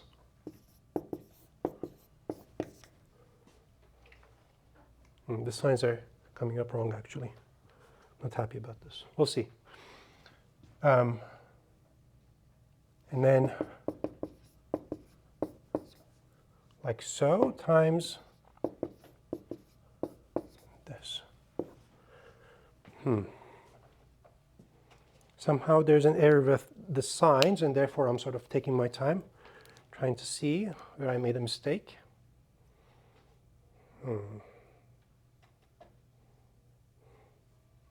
Oh, because there was a minus here, right? One of the eigenvectors had a minus. It wasn't a plus 1, it was a minus 1. Is this correct now? You were sort of writing these down, but yes? No? One of these had a minus. I remember. Huh? No?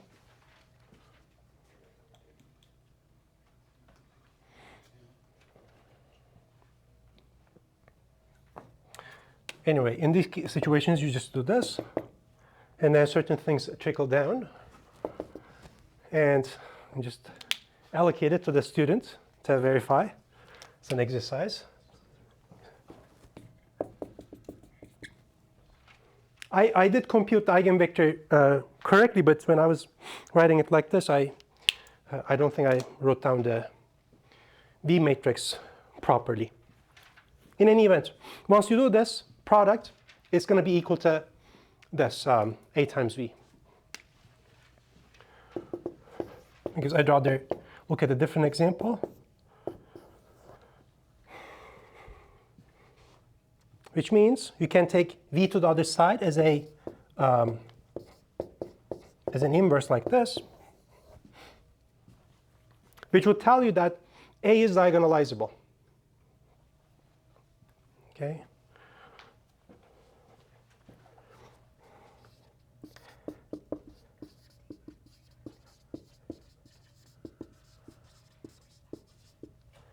A is diagonalizable.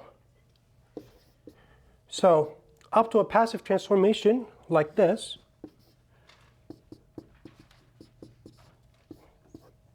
you're gonna have the eigenvalues on the diagonal.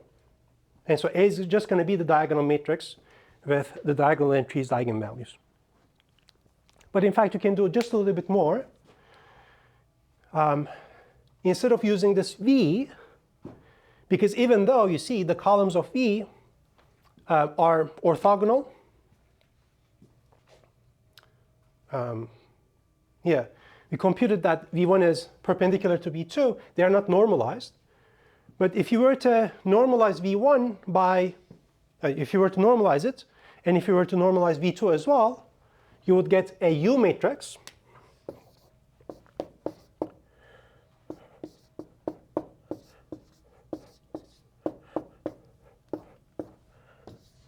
That's 2 by 2, whose columns are orthonormal this time. Therefore, this is an orthogonal transformation, and it's going to satisfy the same equation.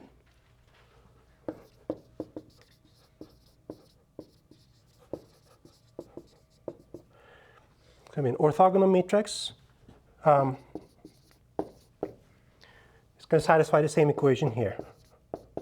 U d U inverse.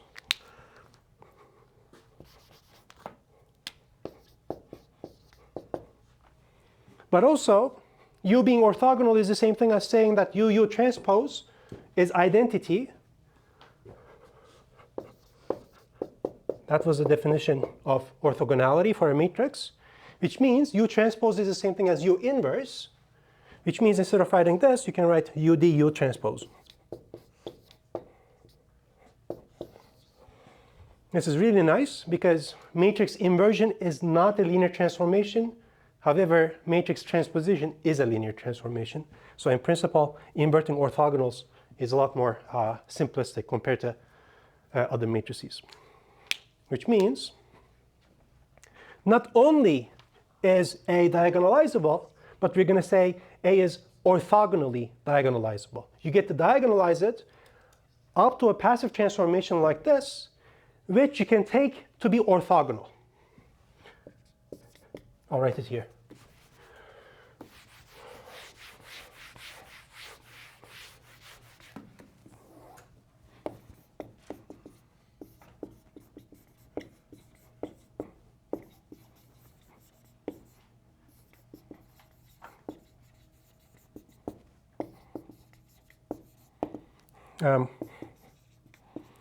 There is an orthogonal U such that A equals U, same diagonal matrix, U transpose.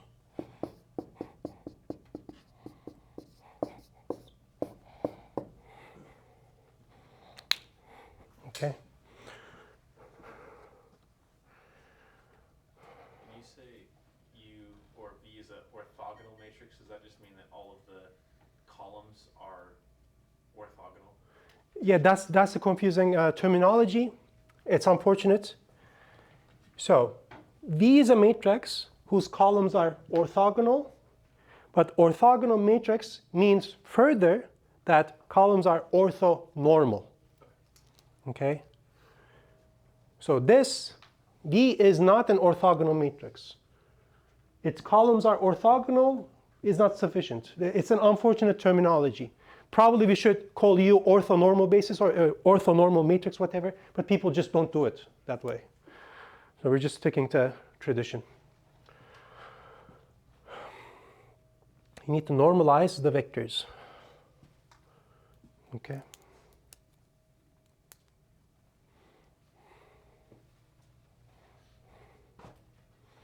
Okay. Let's start another example. Oh, are there any other questions about this? I think I want to do a 3 by 3 as well.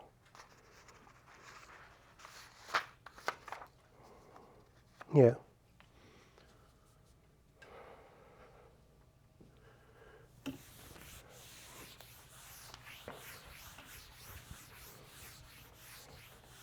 Oh, let's finish perhaps a visual discussion as well. I think this was correct. Okay. So how can I visualize this? A was 2, 1, 1, 1. This is V1. Okay, the x-axis is at 1. Y is a negative value, so something like this.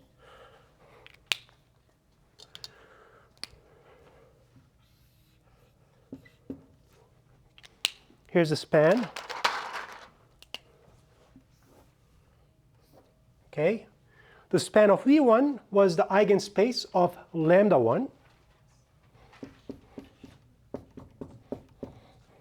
And here is lambda 1, here's lambda 2.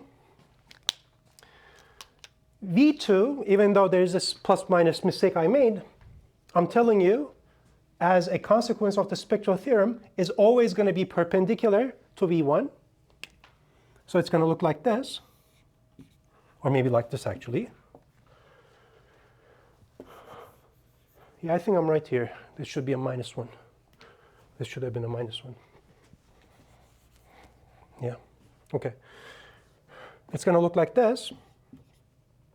This is going to be 90 degrees. And the eigenspace associated to lambda 2 is going to be the span of V2. Okay. Now, if I were to take V1 or any other scalar multiple of V1, A is just going to multiply that vector by lambda 1. Lambda 1 is a number larger than 1, which means if you take this picture and if you keep applying A to it, well, this is going to keep expanding. Okay. On the other hand, since lambda 2 is less than 1, the second eigenvector under A is going to be preserved, but A is going to keep contracting it.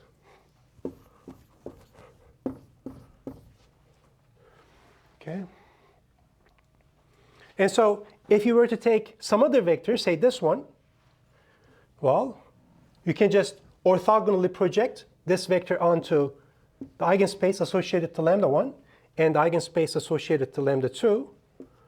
Okay. This component is going to keep getting expanded under A, and this component is going to keep getting shrunk, which means this is what you're going to see. These are going to be the trajectories of vectors under A.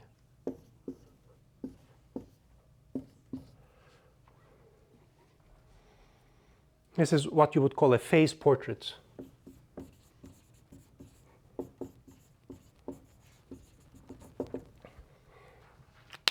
Just to draw this again,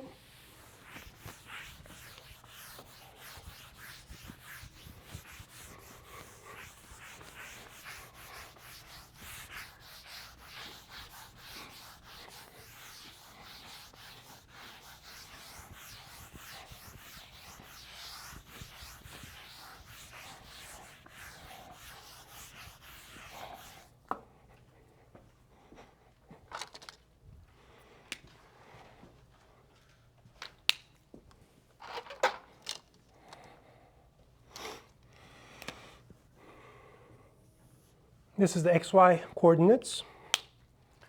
In red, I'm going to look at the expanding eigenspace. Looks like this. This one expands. You might also hear the word unstable space.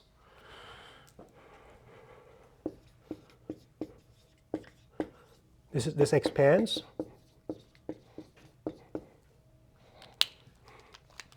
Its perp is going to be the other eigenspace, like this. This is called stable, or the one that contracts.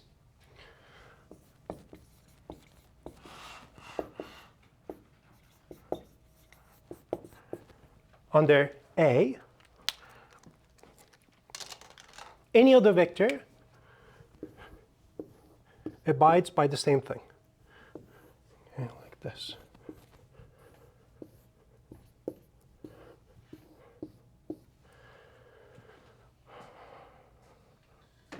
Said that any eigenvalue less than 1 would be stable? Yes. Why is that? Because if I were to take a vector here, if I apply A to it, it's going to be some scalar multiple of the same vector. But I'm saying that scalar is going to be less than 1. Oh. Yeah. So these trajectories are going to be hyperbolas, really. This is what is called the phase portrait. It ends up being important because, remember, back in week 1, we were talking about this Fibonacci rabbits and stuff like that. We had a system, and we had a time progression, and we had a propagator. We had a 2-by-2 transformation that, applying it, corresponded to changing or corresponding to moving time forward. So what you would do is you would start with an initial condition, maybe this, okay, and then you would start iterating your transformation A, and you're asking what are the asymptotics. Asymptotically speaking, for instance, for this situation, all vectors would be approximately unstable because they would keep getting closer and closer to this. This is A. This is the action of A. We're going to talk more about how to interpret these pictures in the last week of this course. Because we're going to transition to dynamics. But I'm just already telling you some things. Now, spectral theorem, okay, we calculated this as well, but ultimately spectral theorem gave us that up to an orthogonal transformation that is passive, A is diagonal, which literally corresponds to taking this picture and rotating it by the appropriate degree so that this is horizontal and this is vertical.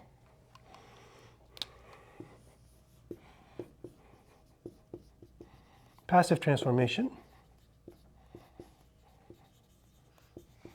or change of coordinates, change of bases, that is orthogonal. In 2D, you should just think of orthogonal as rotation. Takes this picture, rotates it by whatever the appropriate degree is, so that ultimately you have this nicer picture. Horizontal is expanding now. Vertical is shrinking. And you have these nice parabolas.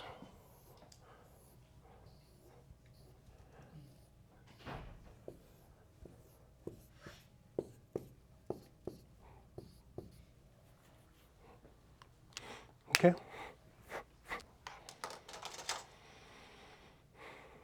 So this is the action of D, the diagonal matrix. This was the action of A. Up to a change of basis, up to a passive transformation, we sort of rectified the angles here. That's how I'm thinking of it.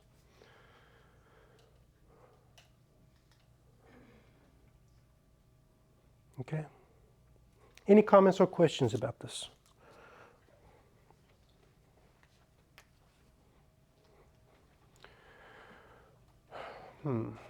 Yeah, I have a couple of minutes. Probably it's not going to be enough to start talking about the next part. I think it's a good place to stop for today. Tomorrow, or rather on Friday, I want to do another example, 3 by 3, go over the spectral theorem again, but we're basically done with the spectral theorem at this point. Thank you. There's an attendance sheet around. Please make sure to sign it. All right, let's start. Good morning. I'm going to take attendance today. There you go. So my initial plan for today was to do another example, doing the spectral theorem, or doing a numerical example. But I thought maybe it's better to not do a numerical example, but instead focus on the qualitative understanding. So I'm going to state the spectral theorem again, and I'm going to try to give some intuition as to why some of these statements are correct. We're not going to do a proof, but I think that's going to be a lot more useful. Let me see. Yeah. And this will be sort of like a short review also. So I'll write it here, okay? Spectral theorem.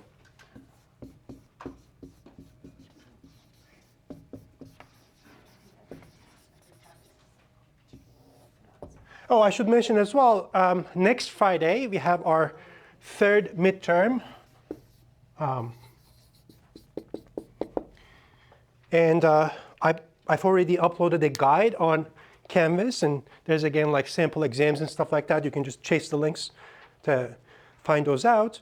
One thing is that next week we're going to study something called the singular values of a transformation, or singular value decomposition. Even though we're going to cover it next week, I think it's not going to be in the exam. It's going to be in the final though, because it's a very important topic. Another thing too is in the textbook and in the syllabus too, if you see it, if you look at it, there's a section or a couple sections in the chapter for spectral theorem, chapter 7, things about quadratic forms and something called the principal axis theorem.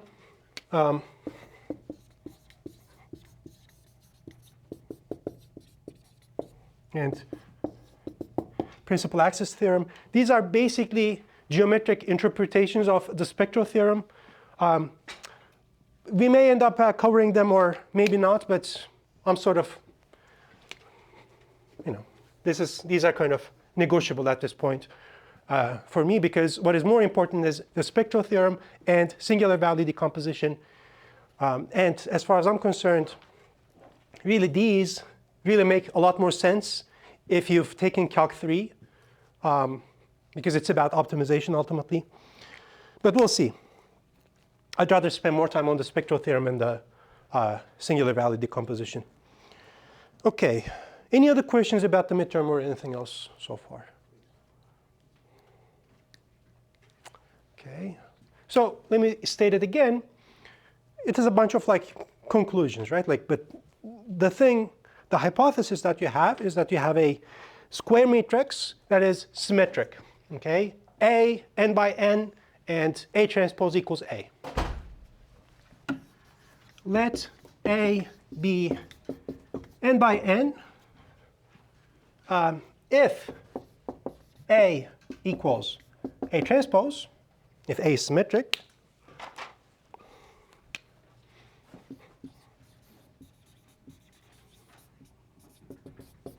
Then there's a bunch of things.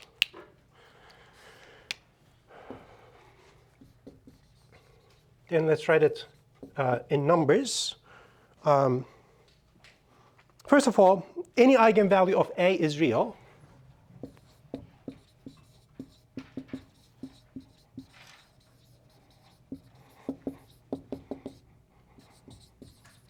Meaning there are no sort of funny shenanigans with complex numbers, whatever. Things are nice. What is the second item? Oh, that's nice. For any eigenvalue,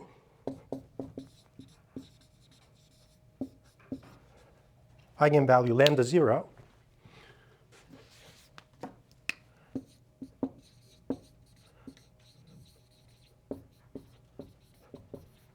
of A, well, remember we associated two numbers, two integers to any eigenvalue. One of them was AM, the other one was GM. AM, algebraic multiplicity, was, well, the number of exponents in the char poly of lambda minus lambda 0. I'll write it like this perhaps.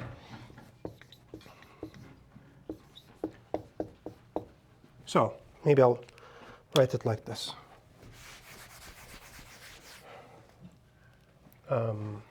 Yeah. So say spec of A is like this, P. Okay. So in principle, even if you have a symmetric matrix, some of the eigenvalues could be repeating. And when you're using the set notation, you often don't sort of list the same thing over and over again. So here P is some integer between 1 and n.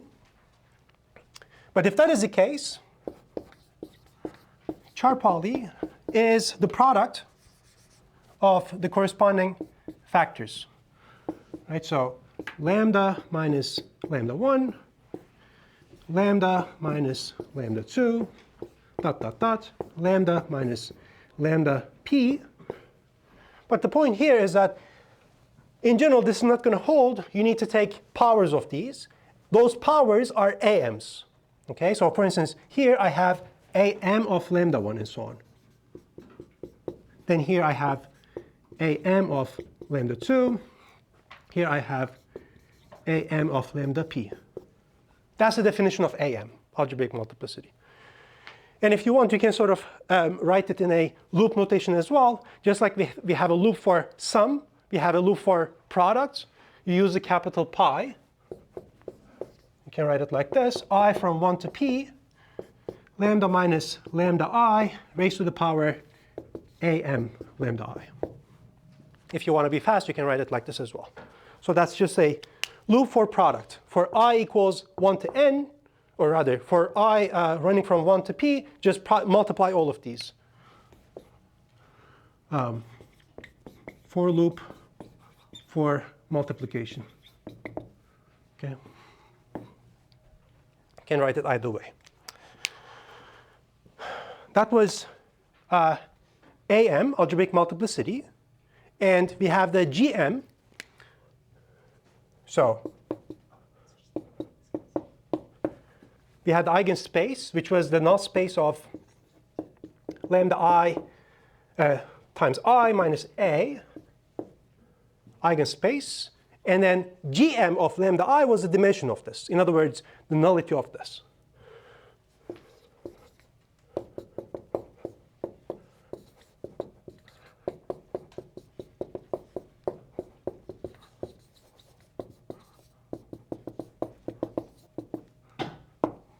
And we talked about how GM is some integer in general that is between 1 and AM. AM is an upper bound on GM.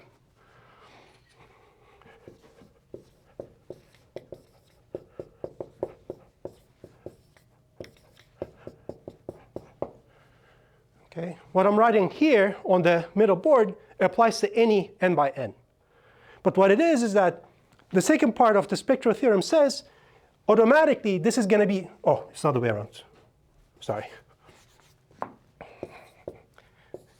Automatically this is going to be equal to this. So that's really nice. GM of lambda 0 equals AM of lambda 0. It's going to be automatic. Okay?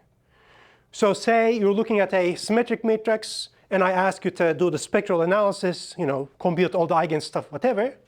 And say you computed the characteristic polynomial, and you figured out that 1 is an eigenvalue with multiplicity, algebraic multiplicity 5.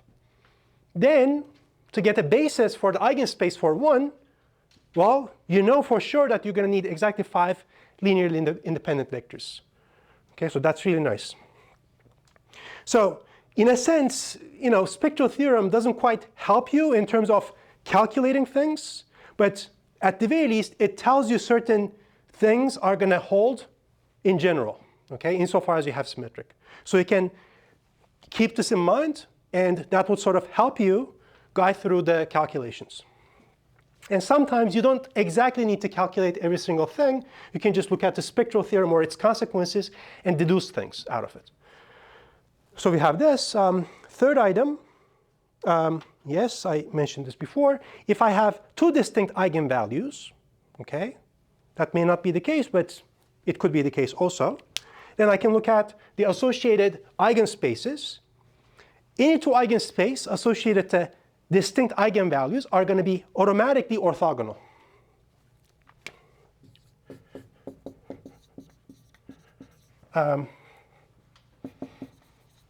For any two distinct eigenvalues, lambda 1, lambda 2, well, the eigenspace of lambda 1 is going to be perpendicular to the eigenspace of lambda 2. Okay, that's going to be automatic as well. What else? Yeah, in the textbook there's, I think, one more item, but I can sort of put more interpretations. Let's continue over there because I want to keep the middle board.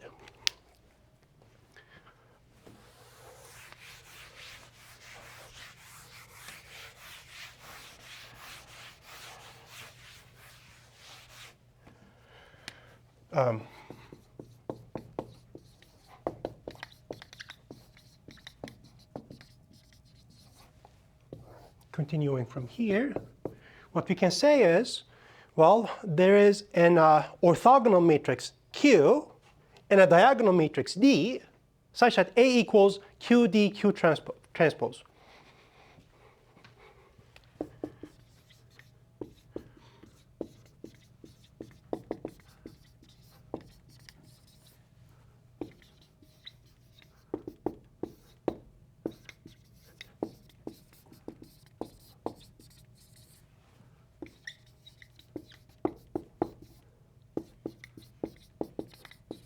So that's your decomposition.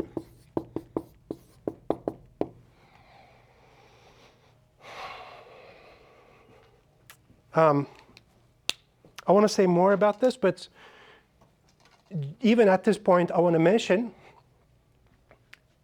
when I say orthogonal matrix, I don't necessarily mean an orthogonal projection. Okay?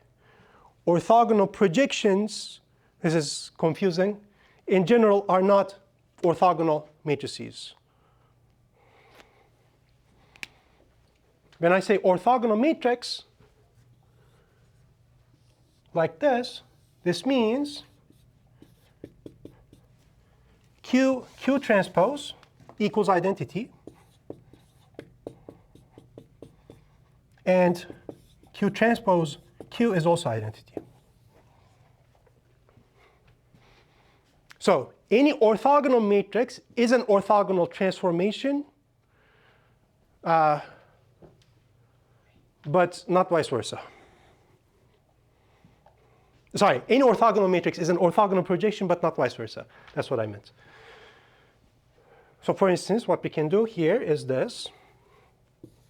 What do I need to do to verify that orthogonal matrix implies orthogonal projection? I'll write it here.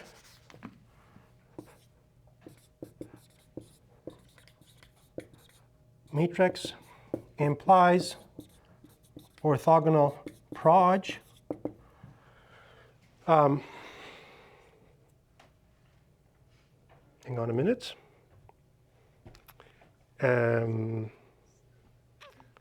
Let's see. Well, okay. This actually doesn't even imply this. It could be an oblique projection. Okay. I think this is correct. It may fail to be symmetric, okay? But if I have Q, hang on a minute, Q squared. This is one of those days. I apologize, this is not correct.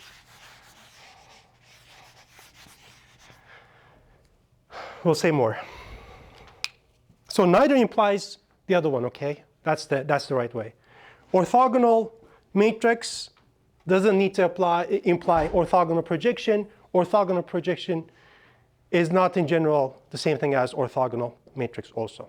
These are distinct things whose names are very similar. That's the best way to, I think, state this. What else? Yeah, I can say that Rn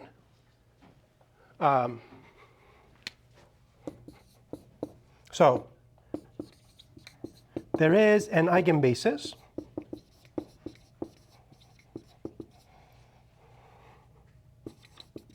of A.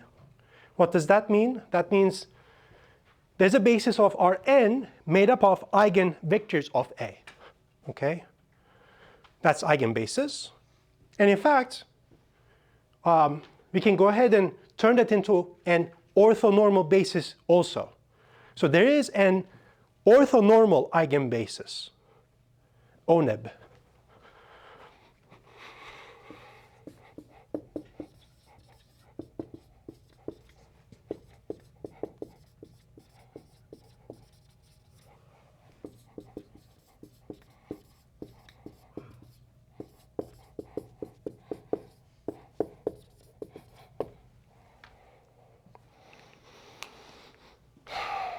Okay.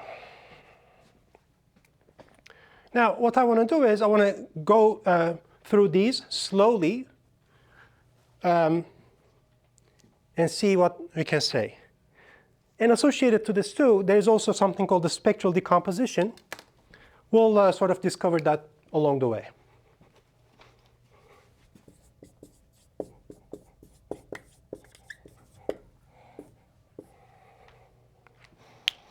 Okay.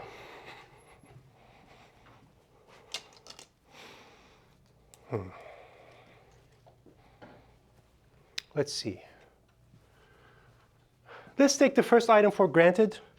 In order to be able to sort of make sense of this, we need to sort of work with complex eigenvalues. So we would need to start with a complex solution to the eigenequation for A and try to do things and stuff like that. And like that requires that we use the symmetry of complex numbers over reals. So let's just take one for granted. So this is something that I would suggest you just memorize. Any eigenvalue of a symmetric is real. It cannot be a complex number. So no sort of imaginary numbers, whatever.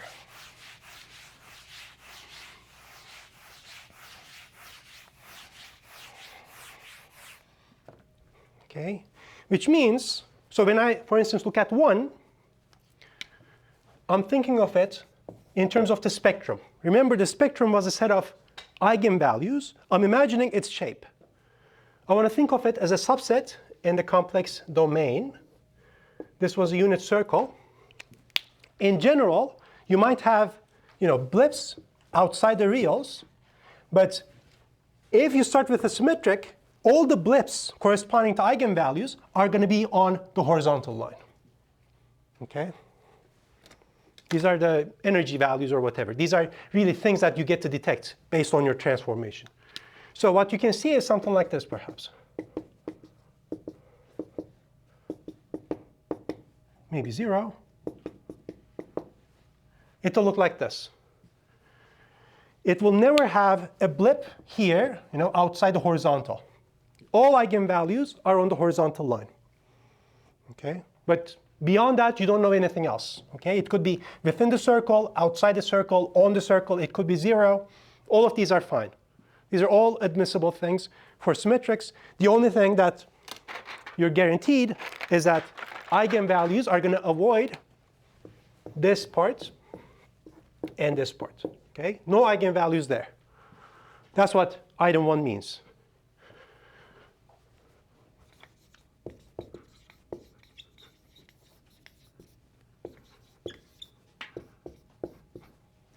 Okay? All eigenvalues are going to be on the horizontal line. That's what I understand when I look at 1.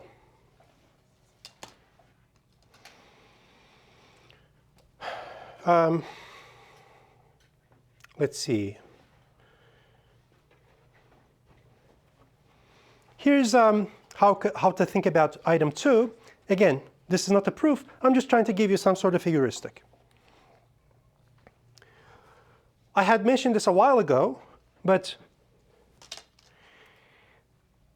up to a passive transformation, okay, the only obstruction, I'm looking at this, the only obstruction for GM to be equal to AM is of a rather specific shape.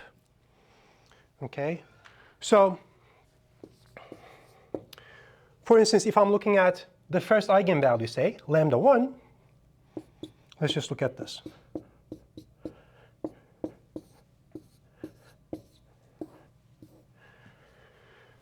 Say I have this matrix. Okay. For this, you see, it has one eigenvalue, which is lambda 1. Its algebraic multiplicity is 1, right? Because you're just going to look at determinant of lambda I minus this. When I say this, do we all agree with this, or should I go ahead and try to calculate it again, just as a review? How many of you agree that it's clear that this has one eigenvalue lambda 1 and its algebraic multiplicity is 3? Okay. I would rather see more heads affirming. So let's try to see this. You need to understand matrices of this form to really make sense of the distinction between AM and GM, okay?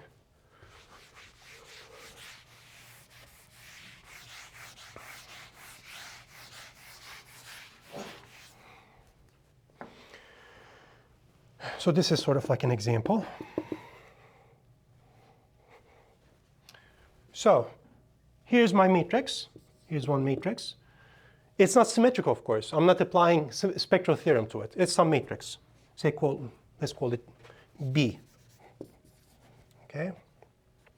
Now I'm going to look at the char poly. Characteristic polynomial. Characteristic polynomial is always lambda I minus B, the determinant of this. So determinant of lambda I minus B. Now when I write this, you should think of lambda 1 as a specified number. Okay, I'm leaving it as a variable, but really in the polynomial it's going to be specified, and lambda is going to be the variable of the polynomial. But what is this? I'm just going to expand.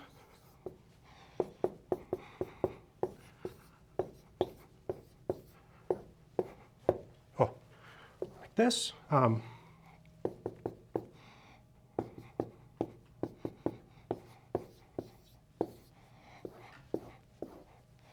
Okay, consolidate.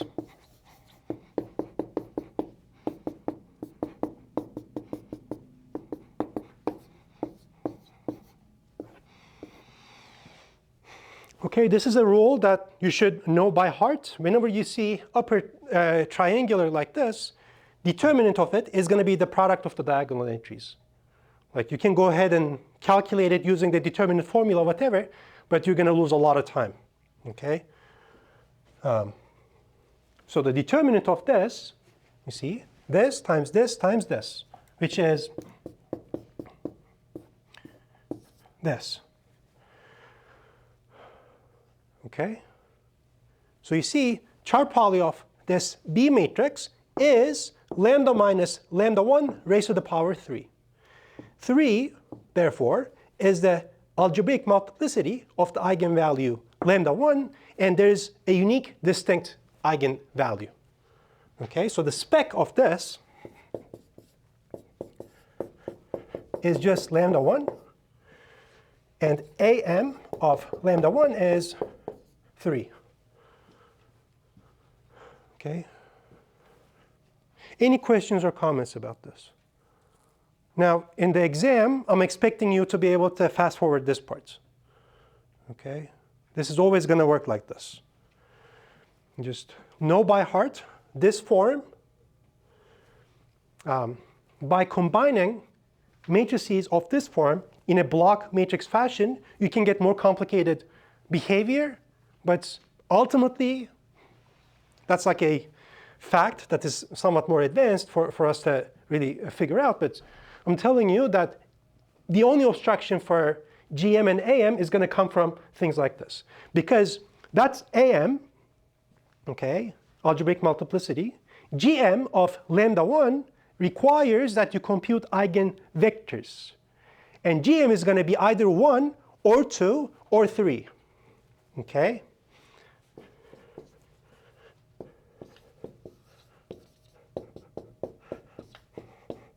gm. So in this case, it's 3. So this is an integer. It's either 1 or 2 or 3. But when you look at the null space of the associated matrix, you're going to realize that it has, in fact, one solution that is non-zero. Okay? So when I say here the GM of this, GM of lambda 1 is 1, how many of you immediately agree with me? A few? Kind of. I'm saying if I look at this, the GM of lambda 1 is automatically 1. Let's do it. Okay.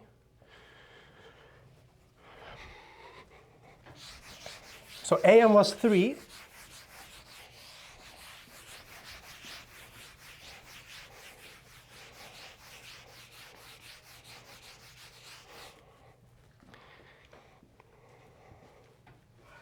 So to compute the GM, I need to look at the eigenspace for lambda 1. Eigenspace. So I need to look at the null space of lambda 1I minus b. But you see, lambda 1I minus b, when I compute it, it's just going to be the upper triangular with 1, 1 here, and all else is 0. So this is just the null space of this. Okay? So if I set this equation,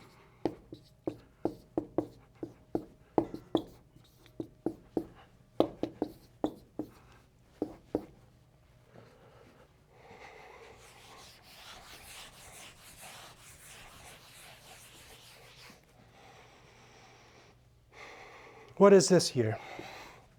You see, this is y, z, 0. In other words, y has to be 0, z has to be 0. X is free, which means eigenspace of lambda 1 is spanned by E1.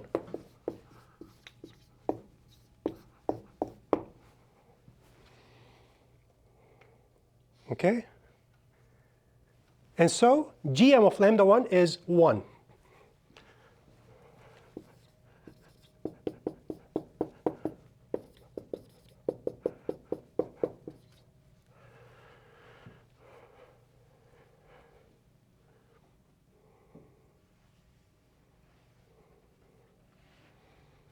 Okay.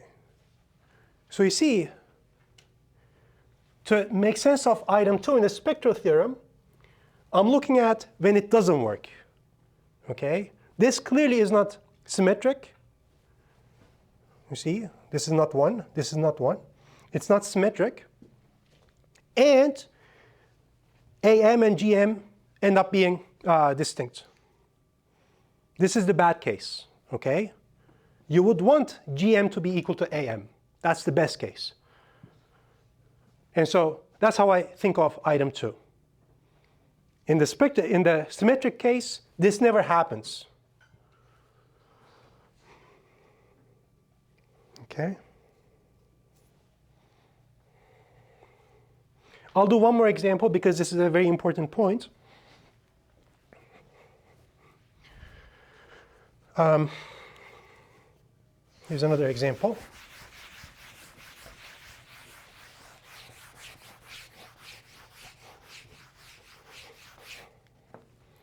In fact, I'll do one more. Say the matrix C is lambda 1, 1, 0, lambda 1, 1, 0 like this, and then lambda 1, 1, lambda 1. Say now I have this case. One eigenvalue, lambda 1. AM is 4. GM is 1. Okay?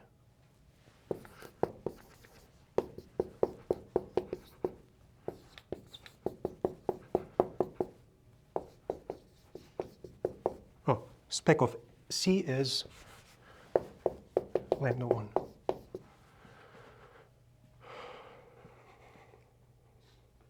as a reflex, whenever you see a shape like this, that's what you should expect. Now what happens then is you mix and match matrices of this form. So imagine I take both of these matrices, put them in one larger matrix.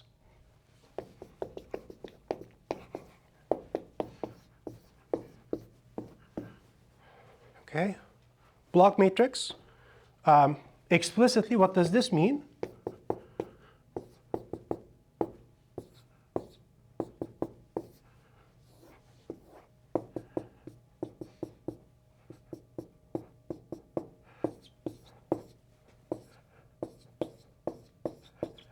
Okay, and then we have many zeros here. Okay, you just pad this.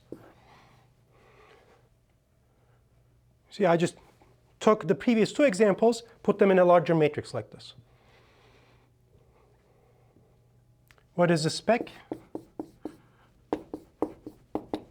What is a spectrum? It's just going to be lambda. Okay, this is still, you see, upper triangular. Okay, only one eigenvalue, distinct. What is the AM? Someone else? Right? 1, 2, 3, 4, 5, 6, 7. What is the GM? This is slightly tricky, perhaps. 2. Very good. And if I were to ask you to give me an orthonormal basis for the eigenspace of lambda 1, could you guess one immediately?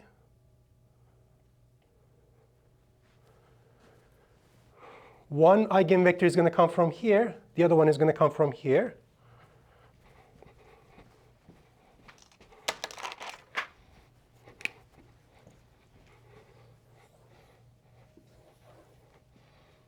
So E1 and then E4.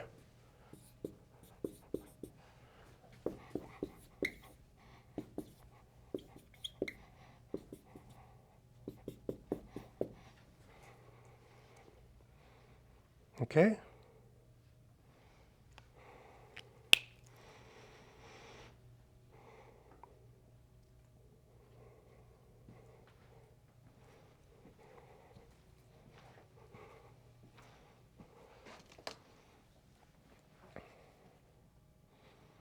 Comments or questions about this? So what is the point here? Well, you take matrices of this form. Right? So you're going to have same number in the diagonal, and then in the in these entries you're just going to put ones. All else is going to be 0. Those are going to be your building blocks, and then you can just put those blocks in the diagonal to get more and more complicated matrices. But ultimately, the point of all this is, for all of these, AM and GM are going to be distinct, depending on how many ones you end up having here. So I guess you can say that the discrepancy between AM and GM is going to be the number of ones you end up using. Okay? So for instance, here, you used 3 ones. That's the discrepancy between AM and GM. Here you use 2 of them. Difference is 2. Okay? This is the bad case. When you have symmetric, none of this happens. GM is always going to be equal to AM. Okay?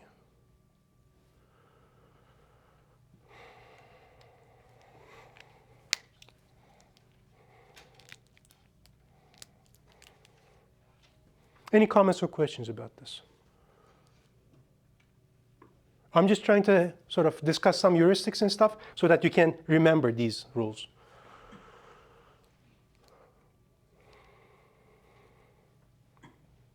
Okay.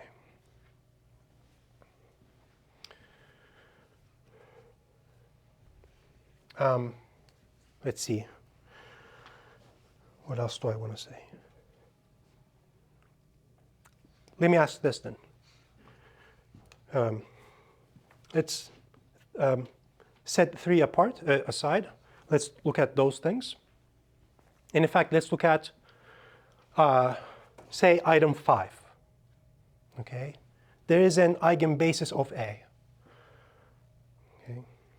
If you had these obstructions, say in this case, can I say here that this has an eigenbasis? In other words, is there a basis of R3 made up of eigenvectors of B? The answer is no. Okay? Why? Because there is only one eigenvalue. I should write that too, probably. There's only one eigenvalue, okay? And associated to it, you can only get one vector that is independent. But you know that R3 is three-dimensional, okay? So this has no eigenbasis.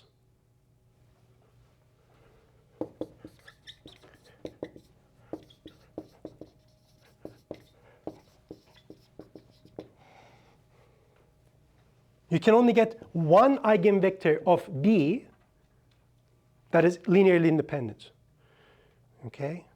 Here too, there's only one eigenvector of C that is linearly independent, but you would need 4. Here, you can get 2 eigenvectors linearly independent. But again, that's not enough. You see, your space this time is 7-dimensional. Okay?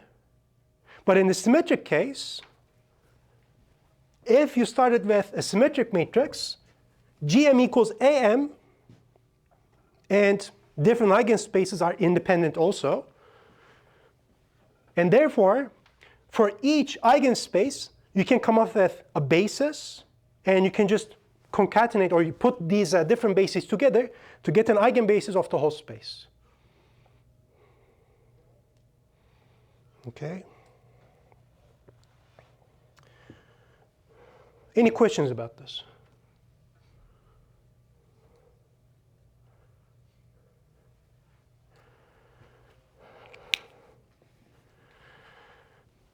Now I want to discuss 3. A nice way to think about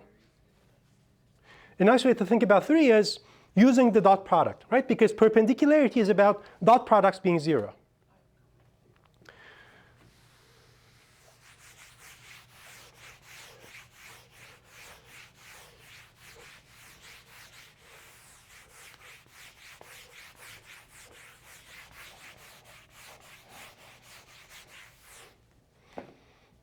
But even before that, I think it's a good idea to think about what even this symmetry is.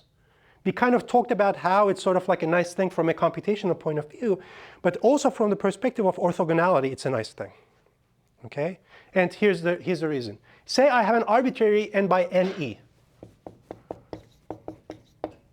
And I'm taking, say, I'm looking at the inner products or dot products. But instead of looking at the dot product of 2 vectors, x and y,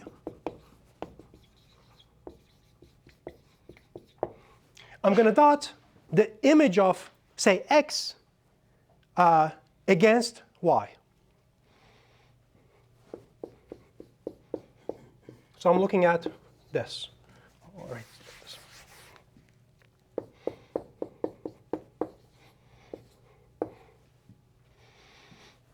I take 2 vectors, n-dimensional. I apply E to one of them. And then the output, I dot against y. OK? Now open this up. We know that this by definition is this. OK? You take the transpose of the left vector. Because Ex is n by 1, Ex transpose is 1 by n, and then y is n by 1, which means ultimately you're going to end up with a number. Okay? But when you're taking the transpose of the product of 2 things, you can distribute the transpose, but you need to flip the orders.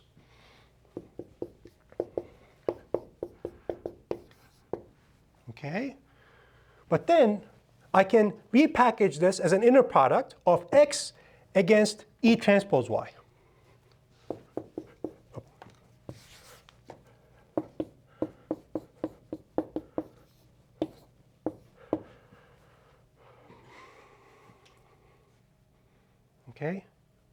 So really, this is the sort of significance of transpose.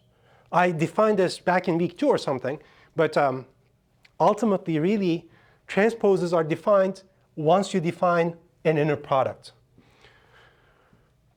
But see what happens if I have a symmetric matrix. If I have a symmetric matrix, I can look at AX against Y or X against AY. And these are the same. That's what it means for A to be symmetric. Okay. Is this?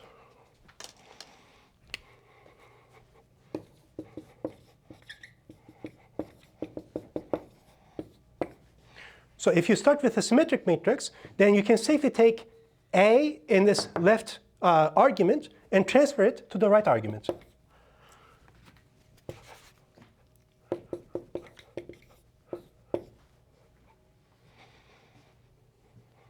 In fact, it's the other way around too.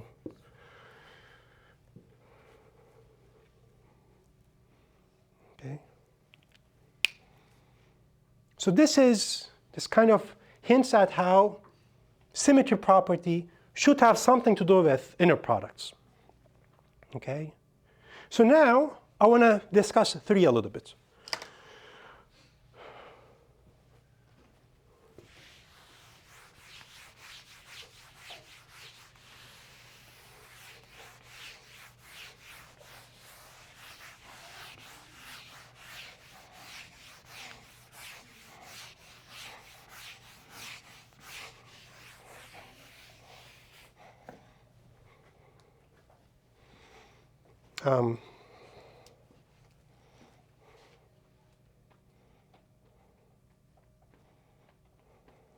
Right.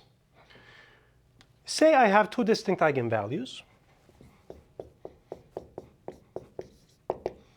And say I have 2 eigenvectors, one for lambda I, the other one for lambda j. So I apply to this. I get this. Oh.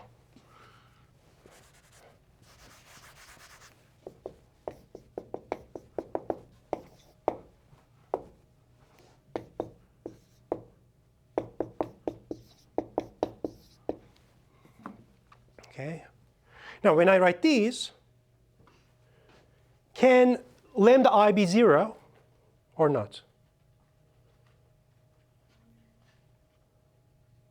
Lambda I is supposed to be an eigenvalue. It can be a 0. Okay? The n by n 0 matrix is a symmetric matrix. All eigenvalues are 0. It can be 0. But when I write this, and when I'm thinking of xi as an eigenvector, xi cannot be 0, and xj cannot be 0.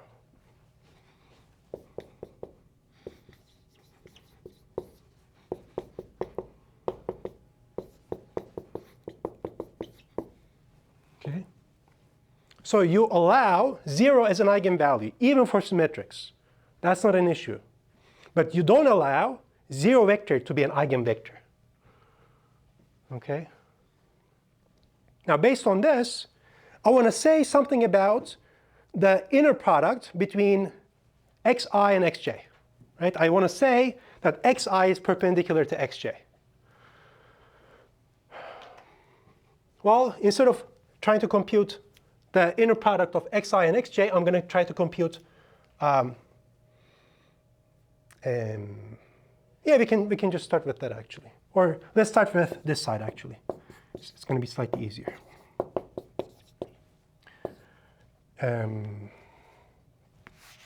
I'll do this. I'm taking xi, applying a to it, then dotting the outcome with xj. On the one hand, since xi is an eigenvector associated to lambda I can just write it like this.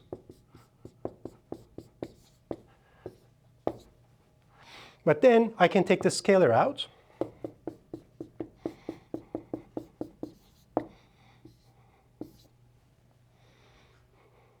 Okay. But on the other hand, by virtue of the fact that A is symmetric, I can transfer this A to the other side.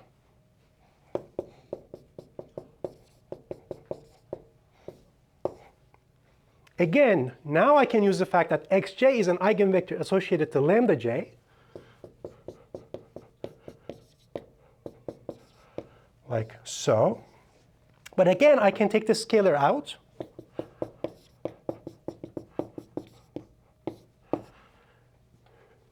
So that lambda I times this inner product is equal to lambda j times this inner product. Consolidating everything, I can write it like this. That's a scalar. And then this is the scalar coming from the inner product. Well, this has to be 0. But since we started with two distinct eigenvalues, this scalar over here is non-zero. But if the product is going to be 0, this better be 0. In other words, xi has to be perpendicular to xj.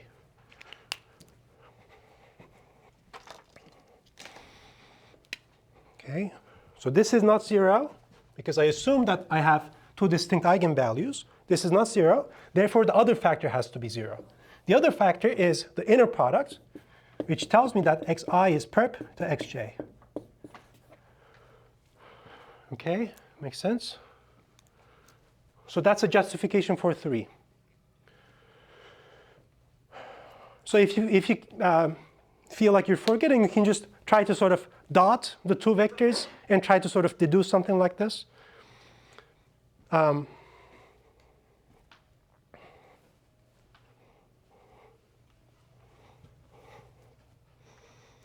Let's think about item 6. I think I want to spend some more time on 4. And then once we have 4, we're going to be able to get the spectral decomposition as well.